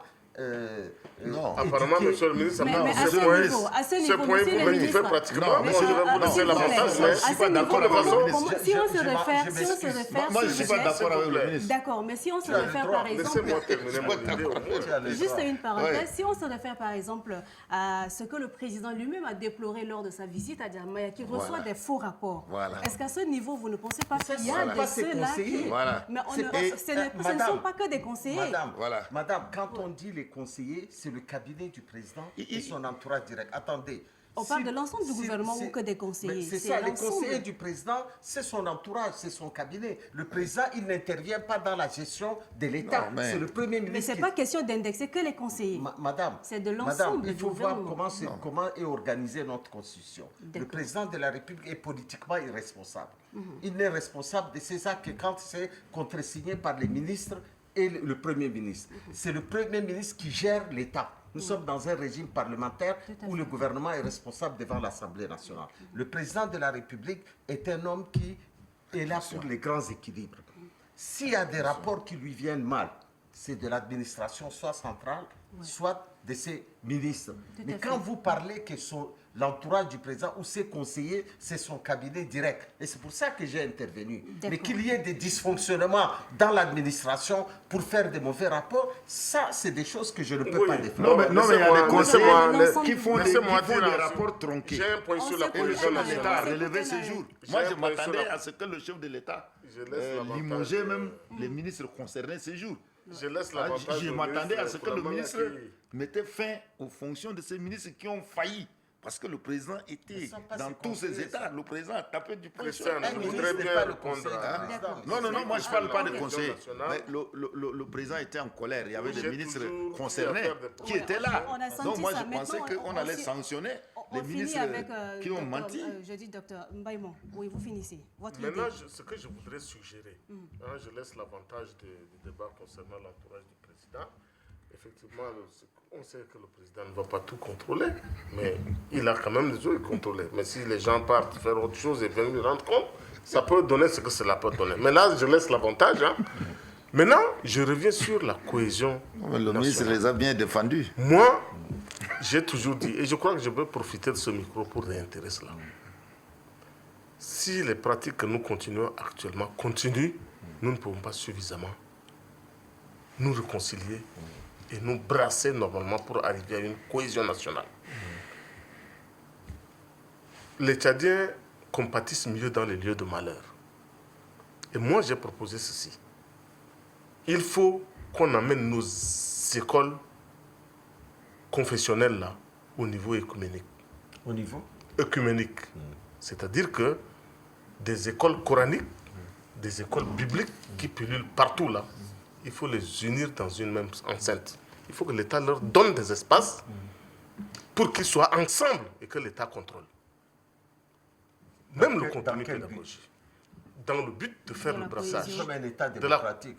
Un État démocratique, bien sûr. N'oublie pas. Non, créer mais la cohésion. attends, mais est-ce qu'un État démocratique empêche que les gens pratiquent leur religion? L'État n'intervient pas. C'est la Mais il légalité. leur offre l'espace pour que les gens évoluent dans le même espace. Mais nous sommes un État laïque. Ça, c'est premièrement. Nous ne pouvons C'est pas la mettre... deuxième- Non, Brice. S'il vous plaît, non, je Nous sommes continue. un État laïque. Est-ce Ce que que c'est tu dis possible? est Deuxièmement. Est-ce que c'est possible? Deuxièmement, je On ne fait voudrais, pas. je L'État ne voudrais peut même pas faire une s'impliquer proposition dans de loi. les religions. Je D'accord. voudrais même faire une proposition de loi. Vous dans ce finissez sens. avec les propositions. Deuxièmement, Elle sera anticonstitutionnelle. pas du tout. Deuxièmement, les cimetières seront jumelés. Il n'est pas question d'amener quelqu'un à Toukra, pas question d'amener quelqu'un à Lamadji. Il faut que l'État dessine un seul espace où quand nous partons enterrer nos morts, nous partons tous dans un même espace Comme au Burkina. et nous rendre condoléances mutuellement. Avec- Je pense. Avec des endroits précis pour chaque religion. Pourquoi d'endroits précis? Non. Cimetière. Mais attends, Brice. Nous, On fait quoi avec la laïcité? Les religions sont un dogme. Non, bon, on peut situer les quartiers dans les cimetières. Non, mais quand vous allez en Europe, par exemple, vous avez un seul grand cimetière. Vous avez la partie des musulmans, la partie des juifs, la partie des chrétiens. Ça, c'est pas gênant. Mais pourquoi vous voulez nous... Mais parce que c'est ça, ce Est-ce sont que les la lois. Parce que qu'est-ce qui a amené religieuse. l'antisémitisme? Eux aussi, ils ont des problèmes de Non, religion. Monsieur dans Brice. Ils ont des problèmes dans de la religion. religion musulmane, on ne peut pas faire un cimetière qui ne soit pas exclusivement musulman. Dans la religion chrétienne, c'est la même chose, et surtout juif. Les juifs n'acceptent pas d'être enterrés dans un cimetière qui n'est pas complètement juif. Ce que tu dis là, c'est une bonne proposition, à condition de faire un quartier pour chaque religion. Oui, Avoir mais un qu'on seul ait une seule porte, mais on va dans deux quartiers. mais ça, c'est pas gênant. Oui. Ça, c'est pas gênant. Et je pense qu'il Mais faut... tu vas le faire où il n'y a plus d'espace à Bon, c'est ça aussi. Alors, Ça fait partie des obstacles qu'on peut poser. Mais je pense que, c'est-à-dire qu'il y a des petits gestes, il y a des petits trucs qu'on peut faire et qui peuvent renforcer la cohésion nationale. C'est-à-dire qu'il faut que les gens se frottent. Et quand ils ne se frottent pas, vous avez des catéchistes, vous avez des pasteurs, vous avez des imams ou quelques qui enseignent autre chose. Quand j'étais professeur au collège de Mixte Solidarité de Digel, il y a quelqu'un qui est venu me dire que non, un musulman normal ne doit pas manger dans la même tasse avec un non-musulman. Moi, je me suis rapproché de quelqu'un qui connaît un peu. Le seul qui me dit, mais comment ça? C'est faux. L'autre dit non, c'est comme ça qu'il faut faire.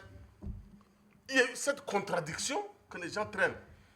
On sait très bien que du côté de la religion chrétienne, il y a des gens qui enseignent l'extrémisme. Du côté musulman aussi, il y a des gens qui enseignent l'extrémisme. Mais pour arriver à solutionner cela, il faut instituer une bonne formation même pour nos encadreurs religieux. S'ils partent se former partout où on ne comprend pas qu'est-ce qu'ils font exactement, ils viennent introduire d'autres choses dans notre pays, même dans des écoles. Aujourd'hui, il y a des écoles en Djamena qui enseignent une autre idéologie. Mais personne n'est capable de controler. Bien sûr. Alors, avant de refermer... Je ne voudrais pas entrer dans les détails. S'il vous plaît, Donc, ça fait partie des palais de propositions que j'entends faire. Je pense que, monsieur le député, je ne dirais pas que vous êtes en train de... Vous avez le droit de formuler des propositions de loi, c'est la loi qui vous le permet. Mais au Tchad, les écoles dont vous venez de parler, l'école évangélique et autres, ce sont des écoles qui ne sont pas confessionnelles. C'est le nom simplement, c'est le nom qui est privé, mais à l'intérieur, c'est la laïcité. Parce que dans ces écoles, il y a des musulmans et il y a des chrétiens. Non, je parle des écoles confessionnelles. Mais il n'y a pas je suis enseignant. Non. Je vous parle des écoles confessionnelles. Mais il n'y a pas des je écoles... ne vous parle pas de... D'accord. Mais il n'y a pas des écoles confessionnelles bibliques. Biblique, c'est la formation des pasteurs. Ça, c'est différent. Ça, c'est à un niveau, aller travailler dans les églises. Lui, il parle des écoles coraniques. Les écoles coraniques, ils forment les gens dans le Coran. C'est très différent. Ah, mais c'est confessionnel. Oui, mais ça, vous ne pouvez pas empêcher. Vous ne pouvez pas. Ce sont des centres de formation. Ils ne sont pas reliés à l'éducation Exactement. nationale. On ne leur enseigne pas l'éducation nationale. On leur enseigne la religion. Vous parlez d'un système que vous ne connaissez pas. Moi, j'ai géré le système éducatif en Djamena ici. Nous les gérons. C'est toi qui mélanges les choses. Nous les gérons. S'il y a des amalgames dans ce que vous dites par rapport à l'école confessionnelle, si j'ai pu comprendre votre analyse, cela suppose que dans les écoles confessionnelles, au lieu d'enseigner le Coran ou bien aussi d'enseigner la religion, on fait un mélange de tout. Mais ça veut dire que c'est les inspections au niveau de l'État qui n'arrivent pas à faire cette distinction, qui s'accaparent les écoles confessionnelles comme si c'était une école d'éducation qui est laïque. Donc, mais on peut enseigner la Bible ou Oui. le Coran dans des écoles privées Exactement. catholiques. Oui. À la seule condition, on ne doit pas imposer ça aux autres élèves qui ne sont pas... Non, mais il y a une matière appelée C'est ce qui se instruction fait. religieuse. Exactement. C'est ce qui se fait. Oui, il y a une matière qui s'appelle instruction religieuse. religieuse qui est réservée uniquement aux gens qui sont chrétiens ou musulmans. chacun peut participer Chacun peut comme il le veut. Libre à lui. Et Vous là, savez, il y a des écoles privées, par exemple en Europe, où il y a même une chapelle à l'intérieur de l'école. Mais on n'oblige pas les enfants à y aller. Ce sont des écoles qui sont catholiques, qui sont protestantes, etc., mais qui sont soumis au programme de l'éducation nationale. Ouais.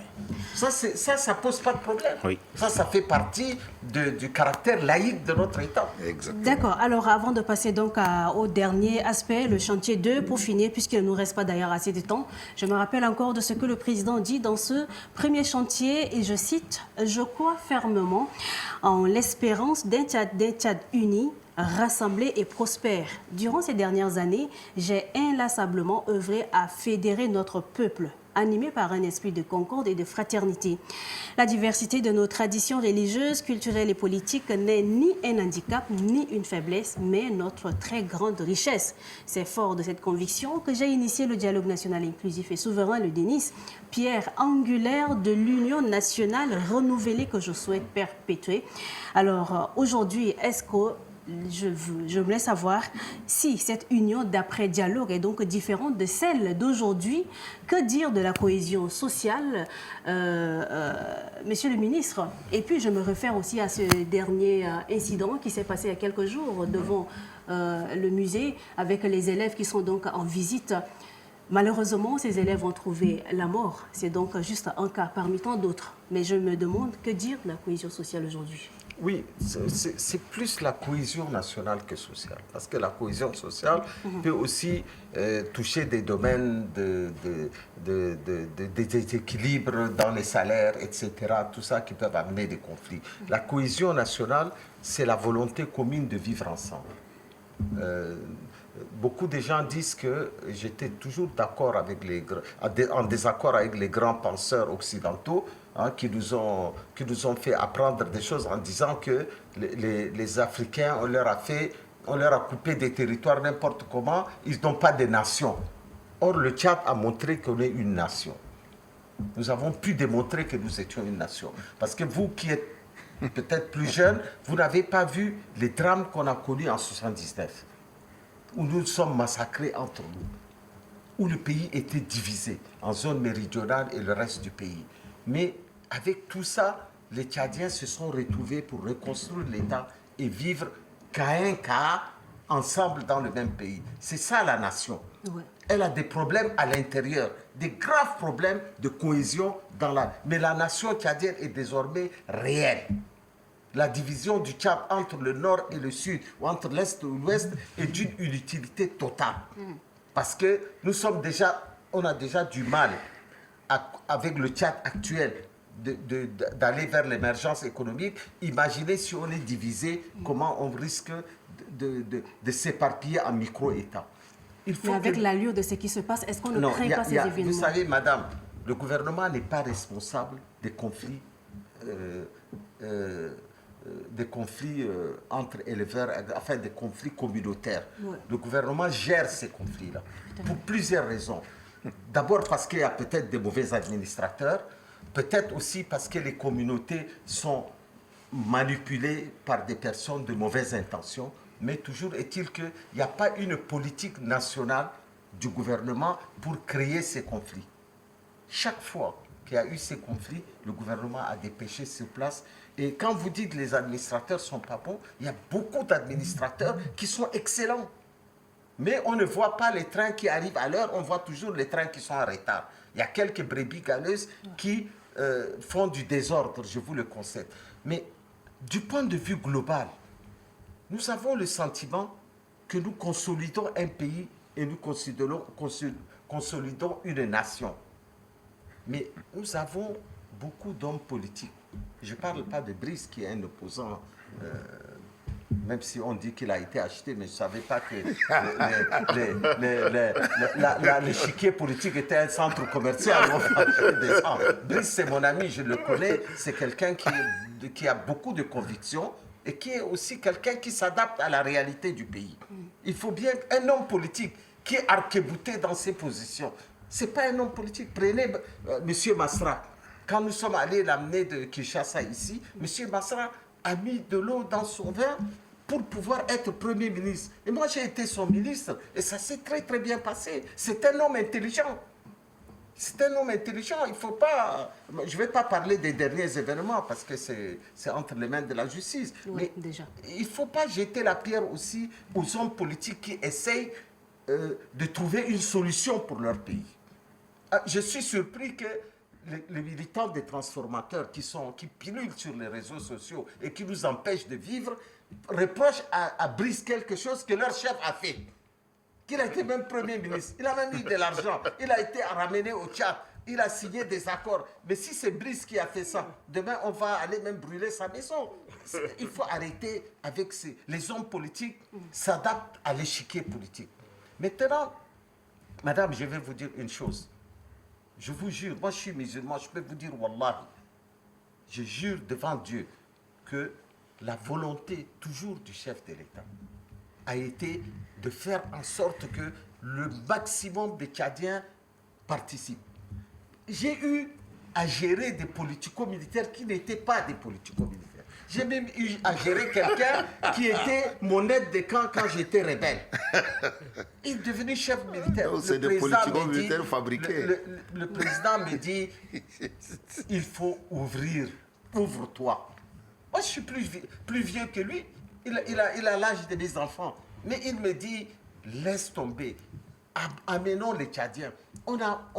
Et à la fin, je lui ai donné raison. Parce qu'on a apaisé la situation. Moi, j'ai géré pendant 1 an et quelques les politico-militaires. Je les reçois les dimanches, le matin, le soir. C'est une histoire compliquée. C'est une histoire compliquée. C'est sa volonté qui a amené ça. Ce n'est aucune pression internationale, aucune pression du gouvernement. Nous, au gouvernement, on n'était même pas au courant de sa démarche pour faire la réconciliation nationale avec les politico-militaires. C'est lui-même qui l'a décidé. Il a dit, j'ai promis au peuple tchadien, je vais le faire. Il fait en sorte que tous les opposants puissent participer à la vie politique. Toi, tu étais un opposant virulent. Mais on t'a amené quand même au CNT. Tu n'as pas été tendre même vis-à-vis de moi. Pour le faire taire. Non, Monsieur le ministre, pour le faire taire. On l'a amené parce qu'il représente une voix. Et quand on dirige un pays, il ne faut pas les diriger qu'avec les gens qui sont d'accord avec vous. Il faut aussi les diriger avec les gens qui sont en désaccord avec vous. Mettre un peu de vernis sur notre démocratie. D'accord. Si vous avez fini, on prend l'avis de docteur et puis on va chuter avec le deuxième titre. Moi, je pense que les conflits sont une ignorance. Il ne faut pas qu'on se trompe. On n'aura pas une société où... Il n'y a jamais une société où il n'y a pas de conflits. Il y a toujours des conflits. C'est ça, la réalité humaine. Maintenant, lorsque nous avons une société comme celle-là, tu es sociologue ou pas? Et c'est ça, c'est la réalité. Les conflits existent, elles existeront, et c'est la manière de les résoudre qui devient important. Il faut qu'on se dise la vérité. Les problèmes seront là. Comment les résoudre? Comment en faire de sorte que ce ne soit pas aussi répétitif? Alors, tout à l'heure, quand vous parliez de ces 2 jeunes filles qui ont été tirées, ce n'est pas une question de cohésion sociale, c'est une question d'insécurité. Parce que les gens se promènent avec les armes. Ce sont des jeunes élèves. Où est-ce qu'ils ont trouvé les armes? Ils se promènent avec les armes. C'est un problème de contrôle. Exactement, c'est un problème d'insécurité où les gens se promènent avec des armes et ils ont la liberté. Personne ne les interpelle si on les interpelle. D'ailleurs, je me rappelle du directeur général de la gendarmerie qui disait, lorsqu'ils ont interpellé quelques badauds, quelques délinquants qui se sont retrouvés, ils les ont présentés. Le DG de la gendarmerie a dénoncé le procureur de la République en lui disant que, monsieur le procureur, qu'est-ce qui se passe? Comment cela se fait-il que nous retrouvons les mêmes personnes que nous avons livrées à la justice? Demain, ils sont libérés et on le ramène encore. Parce que c'est des multirécidivistes. Voilà. Pourquoi ils sont récidivistes? Simplement parce qu'on n'applique pas la loi, simplement parce qu'on ne les enferme pas. Complices aussi. Et même s'il y a des complicités. Et c'est ça qui fait que nous avons une société... J'ai été victime d'une escroquerie. Voilà. Je suis allé porter plainte à la justice. la juge, la procureure a classé sans suite. J'étais ministre en France. Oui. Alors, franchement, il y a Et des donc, choses. Ça, ce n'est pas le gouvernement. Ça, c'est le fonctionnement. Monsieur le ministre a confirmé les faits qu'il déplore. C'est juste pour mettre un peu du beurre dans son... Donc, finalement, Assaisonner un peu. pour dire que ce n'est pas un problème de cohésion sociale, c'est un problème d'insécurité. Si le problème d'insécurité est résolu, vous verrez que cette situation de crise entre les éleveurs et agriculteurs à N'Djamena et autres, ce n'est pas la cohésion sociale. À N'Djamena, ici, on n'a pas de problème de cohésion sociale, on a un problème d'insécurité lié au fait qu'on libère les prisonniers, on libère les délinquants, on ne les condamne pas, même si on les condamne, il y a la remise des peines, monsieur le ministre. Il y a la remise des peines. Quelle est la population de N'Djamena? Le nombre? On est à peu près à 3 millions. 3 millions. Il y a quelques années, on était à 500 000. Exact. 800. 500, 800 000. Oui. Donc Plus- vous voyez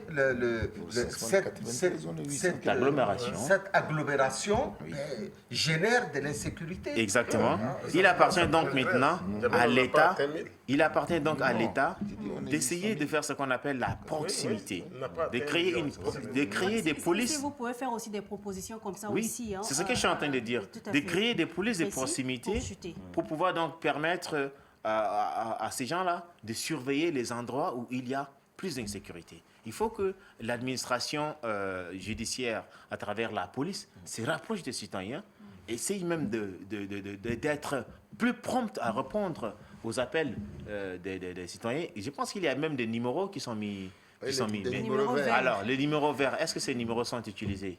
S'ils sont utilisés, on va très rapidement résoudre ces problèmes Ouais, d'insécurité. il y a des numéros verts de la Je police vais aussi. faire Alors, un vous permettez, plaidoyer. on est arrivé presque à la Je vais faire un fin. plaidoyer auprès du président de la République pour qu'on te nomme secrétaire d'État à la sécurité hongroise. Merci. On est arrivé même à la fin, sans toutefois toucher le chantier 2, qui est donc de réformer l'État et bâtir une République forte et juste. Puisqu'on n'a pas assez de temps, peut-être qu'on va faire juste des propositions, parce que le temps ne nous fait pas cadeau, on est à la fin. En faisant donc, on aimerait bien toucher aussi cet aspect de la nationalisation des actifs des Sceaux. Mais puisque le temps ne nous fait pas cadeau, on va faire peut-être le dernier tour de la table avec des propositions en prenant en compte le chantier 2 et le chantier 1. Le chantier 2, c'est quoi? C'est réformer l'État, Tu bâtir connais pas une le chantier République de forte toi, et tu es juste. Un homme politique comme ça. Je connais le contenu, mais c'est la numérotation qui m'a échappé. Bon. Non, bâtir une République forte, c'est quoi? C'est de faire appliquer les lois de la République. Ouais. Hein? L'état de droit. L'état de droit. Que les gens se sentent Que nous appelons de tous nos voeux. le pays doit fonctionner selon les normes juridiques, c'est-à-dire les lois établies par la République. Moi, je crois que c'est comme ça. Aujourd'hui, c'est ce qu'on est en train de dire. Hein. Au niveau de la justice, on a des difficultés. Hein, parce qu'effectivement, cette fiabilité n'existe pas, ou les gens ne sont pas tellement confiants dans l'application de la loi. Certains pensent que non, il y a une épée de Damoclès sur eux, etc. L'exécutif se défend en disant non, écoutez, les juges sont libres, mais les juges pensent que non, ils s'autocensurent quelquefois. Donc on a cette difficulté. Maintenant, le phénomène d'impunité. Le phénomène d'impunité. Des gens qui commettent des faits et qui n'ont pas à justifier devant la justice, etc., encourage tous les jours, chacun fait à sa tête.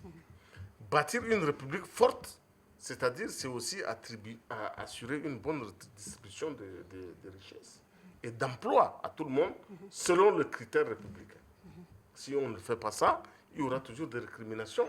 Il y aura toujours des gens qui vont se sentir. Faites vos propositions aussi, en prenant, puisqu'on fait le dernier tour des tables. Bien sûr, je suis en train de faire des propositions. En prenant en compte dans cet aspect, dans ce chantier, le président aussi évoquait l'aspect des réformes salariales et tout, mais on prend le cri de cœur des retraités qui aujourd'hui coupent sous cette chaleur accablante. Alors, vous prenez tous en compte pour prendre... Non, l'affaire de retraite, la question de retraite, moi, j'étais très... J'ai fait déjà une proposition à ce niveau. L'affaire de retraite, ça doit évoluer normalement selon le niveau de salaire touché par ceux qui sont actifs. Si aujourd'hui le ministre Abdraman avait un niveau de salaire bas, 40, 50 000, l'entend aujourd'hui, il est à la retraite, alors qu'un fonctionnaire en exercice voit cela multiplié par combien? Il a 400, 500 000, et qu'on garde les frais de retraite d'Abdraman toujours à 40 000, à 60 000, c'est injuste. On doit relever ça et chercher à l'équilibrer au contexte actuel. Moi, je pense que c'est comme ça. C'est une réforme de retraite. Une réforme de retraite qui doit se faire. Et normalement, les gens doivent s'asseoir et étudier ça pour que les gens qui doivent vivre, effectivement, ils ont travaillé hier. Peut-être que le niveau, le niveau de vie ou le prix d'achat était moindre. Aujourd'hui, ça a augmenté. Il faut faire des aménagements pour que ça rattrape au fur et à mesure que ça évolue. Or, malheureusement, ce n'est pas ça qui est fait. Bon, si le président annonce ça, si cette réforme de retraite est faite, bon, je pense qu'il y aura un temps soit fait, un ouf de soulagement pour nos retraités qui aujourd'hui tout le temps sont dans la rue en train de crier et qui ne fait pas bon à voir. Parce que moi, j'ai eu l'expérience de voir, un jour j'étais parti, un vieux préfet que je respectais bien, c'était un gars Doubré, je crois, que j'ai respecté mon dos quand j'étais en Grand Béto. Je le voyais, mais subitement, je l'ai retrouvé en train d'être tabassé par ses collègues en plein goudron. C'était un peu, ça faisait pitié. D'accord. Et donc on n'assiste pas à ce genre de choses. Vos propositions, on parle de... si c'est bon, on va Miangar continuer Doubré. avec une minute parce qu'on est à Ok, quelques bon, minutes seulement D'accord, du d'accord. journal de Ouais, moi, 23 heures. je pense que En une minute. oui, pour bâtir une république forte dans ce pays, il faut le partage équitable des ressources, des nominations aussi, en tenant compte de l'ensemble du pays. Mais à chaque fois, on pratique une politique d'exclusion, mais ça va continuer toujours à frustrer. Ça va continuer toujours à mettre à mal ce qu'on appelle le vivre ensemble. C'est ça. Il faut nommer l'homme qu'il faut à la place qu'il faut. Il faut tenir compte des équilibres pour nommer des gens. Mais aujourd'hui, qu'est-ce qui se passe? Si vous regardez, mais c'est la politique d'exclusion. Si vous regardez les actes, les décrets, etc., c'est terrible. Moi, je pense que ce sont ces pratiques-là qui sont à l'origine des douloureux événements que le pays a connus. Donc, si on veut vraiment qu'il y ait cohésion, le vivre ensemble, mais il faut corriger ces déséquilibres-là, mettre l'homme qu'il faut à la place qu'il faut.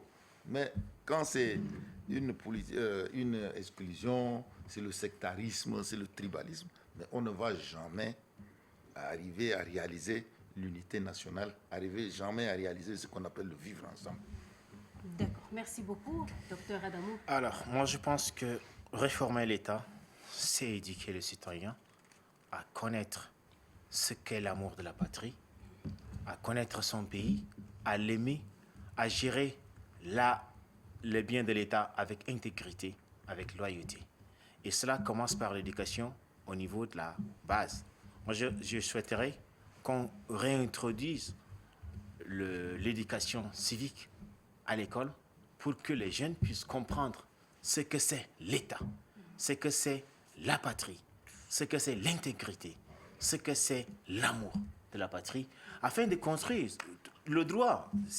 L'État de droit, c'est un État fondé sur la loi. Et le Tchad est un État fondé sur la loi. Parce que nous avons la Constitution, et cela depuis l'indépendance jusqu'à aujourd'hui. Mais ça n'a pas empêché que nous nous détruisions jusqu'à aujourd'hui. Il faut réintroduire. Moi, je pense que les aînés qui sont là en face de moi, ils ont étudié le civisme. Certains comprennent l'intérêt. Certains comprennent ce que c'est la patrie. Mais il y a quelques années de cela, on ne comprend plus rien. Non, mais autant de Issenaoui, on nous enseigne l'éducation civile. Et aujourd'hui, on est déversé. L'éducation civile existe toujours dans nos programmes. Il y en a plus. Les gens n'enseignent pas. Il y en a on plus. enseigne. Non, il y en a plus.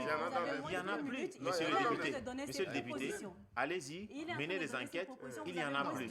Il y en a plus. L'instruction civique? Oui, il y en a plus maintenant. Les gens n'enseignent pas. On n'enseigne plus. Oui, On n'enseigne plus. On n'enseigne Donc, plus. il faut le réintroduire. Écoutez, moi je suis... Non, notre école là est déconnectée. Écoutez, moi je suis promoteur d'un établissement. Permettez qu'il finisse avec cette proposition. Nous sommes à la fin du débat. Il y a, d'ailleurs, le coefficient, elle est à 2. Peut-être dans votre établissement, mais ailleurs, il y en a Nous pas. avons mis 2 de coefficient. C'est un constat D'accord. qui est Permettez réel. qu'il finisse avec C'est un cette constat qui est proposition. réel. C'est une proposition qu'il faut remettre ces choses-là en place Mais il faut afin être que, cultivé pour enseigner aussi. oui, ça pose afin que problème. les gens puissent comprendre ce que nous vivons et que l'amour de la patrie renaisse et que nous puissions reconstruire un État fort. La reconstruction d'un État fort commence par l'éducation. Merci. Merci beaucoup. Et puis nous allons finir avec le sénateur. Quelles sont les perspectives de ces deux chantiers pour les années à venir et votre message? Comme il aura plus de temps de parole. Non, il n'a pas plus de temps. Il a 1 minute comme tout le monde. Non, moi je voudrais... je n'ai pas le temps de parler de tout ça. Ouais. Mais je dis simplement que on ne peut pas tout le temps rejeter jeter la pierre au gouvernement. Il faut que nous-mêmes nous soyons responsables de ce que nous disons. Je vous donne un seul exemple. Quand M. Masra a été arrêté, j'ai suivi la conférence de presse des avocats. Ils ont dit que c'est un enlèvement et c'est une arrestation illégale. Pour des avocats, je suis allé dire, mais comment on peut arrêter illégalement? Je suis allé voir l'article 62. M. Masra a été arrêté vers 5h45. Le code de procédure pénale de l'article 62 dit que c'est à partir de 5h du matin à 19h. Donc, eux, ils disent qu'il n'a pas reçu une convocation. Mais nous sommes en situation de flagrance. La flagrance, on peut agir même en dehors des heures légales où on ne peut pas arrêter les gens. Nous sommes en matière de flagrance, on n'a pas besoin d'envoyer des... Maintenant, je dis toujours que quand on est des avocats, quand on est des gens de loi, on ne doit pas mettre de l'huile sur le feu. Monsieur Masra, on n'attaque pas la justice. Monsieur Masra a été arrêté, interpellé par un procureur de la République, qui est partie principale du truc. Et il est partie prenante, il est partie prenante dans le procès. Mais ce n'est pas lui le juge. Bah, malheureusement, nous sommes à la il a fin de mis ce en débat et ça fait accusation. pas Non, non plus le je vais jeu vous aussi. dire, je ne vais pas Voilà. parler de ça. Je vais dire par rapport à ça, ça a créé beaucoup de remous. Alors qu'il faut attendre que la justice de M. Masra bénéficie toujours de la présomption d'innocence, tant qu'il n'a pas été jugé. Je parle sous le contrôle des juristes. Ce que je veux dire, c'est que nous devrons être responsables de ce que nous disons au public, pour ne pas inciter les gens à la haine. Non, mais le problème, c'est que l'interpellation est intervenue hors contexte. Vous permettez qu'il finisse. S'il vous Il plaît. est dans Moi, je ses- dis toujours que si c'est intervenu hors contexte, les avocats ont la possibilité de demander au juge d'annuler la procédure. Il faut continuer. Il ne faut pas tout de suite mettre de l'huile sur le feu parce que notre pays, déjà ce conflit est un conflit sérieux. Il ne faut pas remettre de l'huile sur le feu. C'est tout ce que je voulais dire par rapport à ça. Et Merci. je voulais simplement dire que nous avons une responsabilité collective dans la cohésion nationale. Et nous devrions, acteurs politiques, hommes de droit, société civile, tout le monde, nous devrions participer tous à un même élan pour que la cohésion nationale soit réelle et pour que nous léguons à la génération qui vient un pays débarrassé de tout ce qui est ethnie, tribus, etc. et que le Tchad revive à travers un pays réconcilié. Voilà ce que je voulais dire. Je vous Merci remercie. beaucoup, monsieur le ministre, monsieur le sénateur, autant pour moi. Merci à vous, chers invités, d'avoir accepté donc de répondre à toutes ces questions et de donner ces détails également qui, on espère, va apaiser un peu la tension, surtout ceux qui jettent de l'huile sur le feu sur les réseaux sociaux pour faire passer des messages de haine. Voilà, ce débat pour mettre une pause et puis évaluer l'an 1 de cette première année du quinquennat du maréchal Mahamad Idriss Déby Itno, que nous saluons de passage. Encore merci à vous, l'Aldim Narcisse. Merci, le président Bruce Baymont. Merci à vous, docteur Adamou. Merci, monsieur le sénateur, le tonton, comme certains le disent et que vous aimez aussi très bien. À quelques minutes du journal de 23 heures, avant de nous séparer, on vous laisse, je veux dire, vous qui nous suivez, vivre, méditer sur cette pensée positive qui dit vivre ensemble au jour le jour sans penser au lendemain, c'est la seule façon d'être heureux. C'est ce que nous souhaitons aussi, la cohésion sociale pour notre pays. Sur ce, bonne suite de programme sur Electron Télévision. Et aussi, vous, auditeurs et auditrices, chers internautes, on n'a pas eu le temps de lire les messages de nos internautes.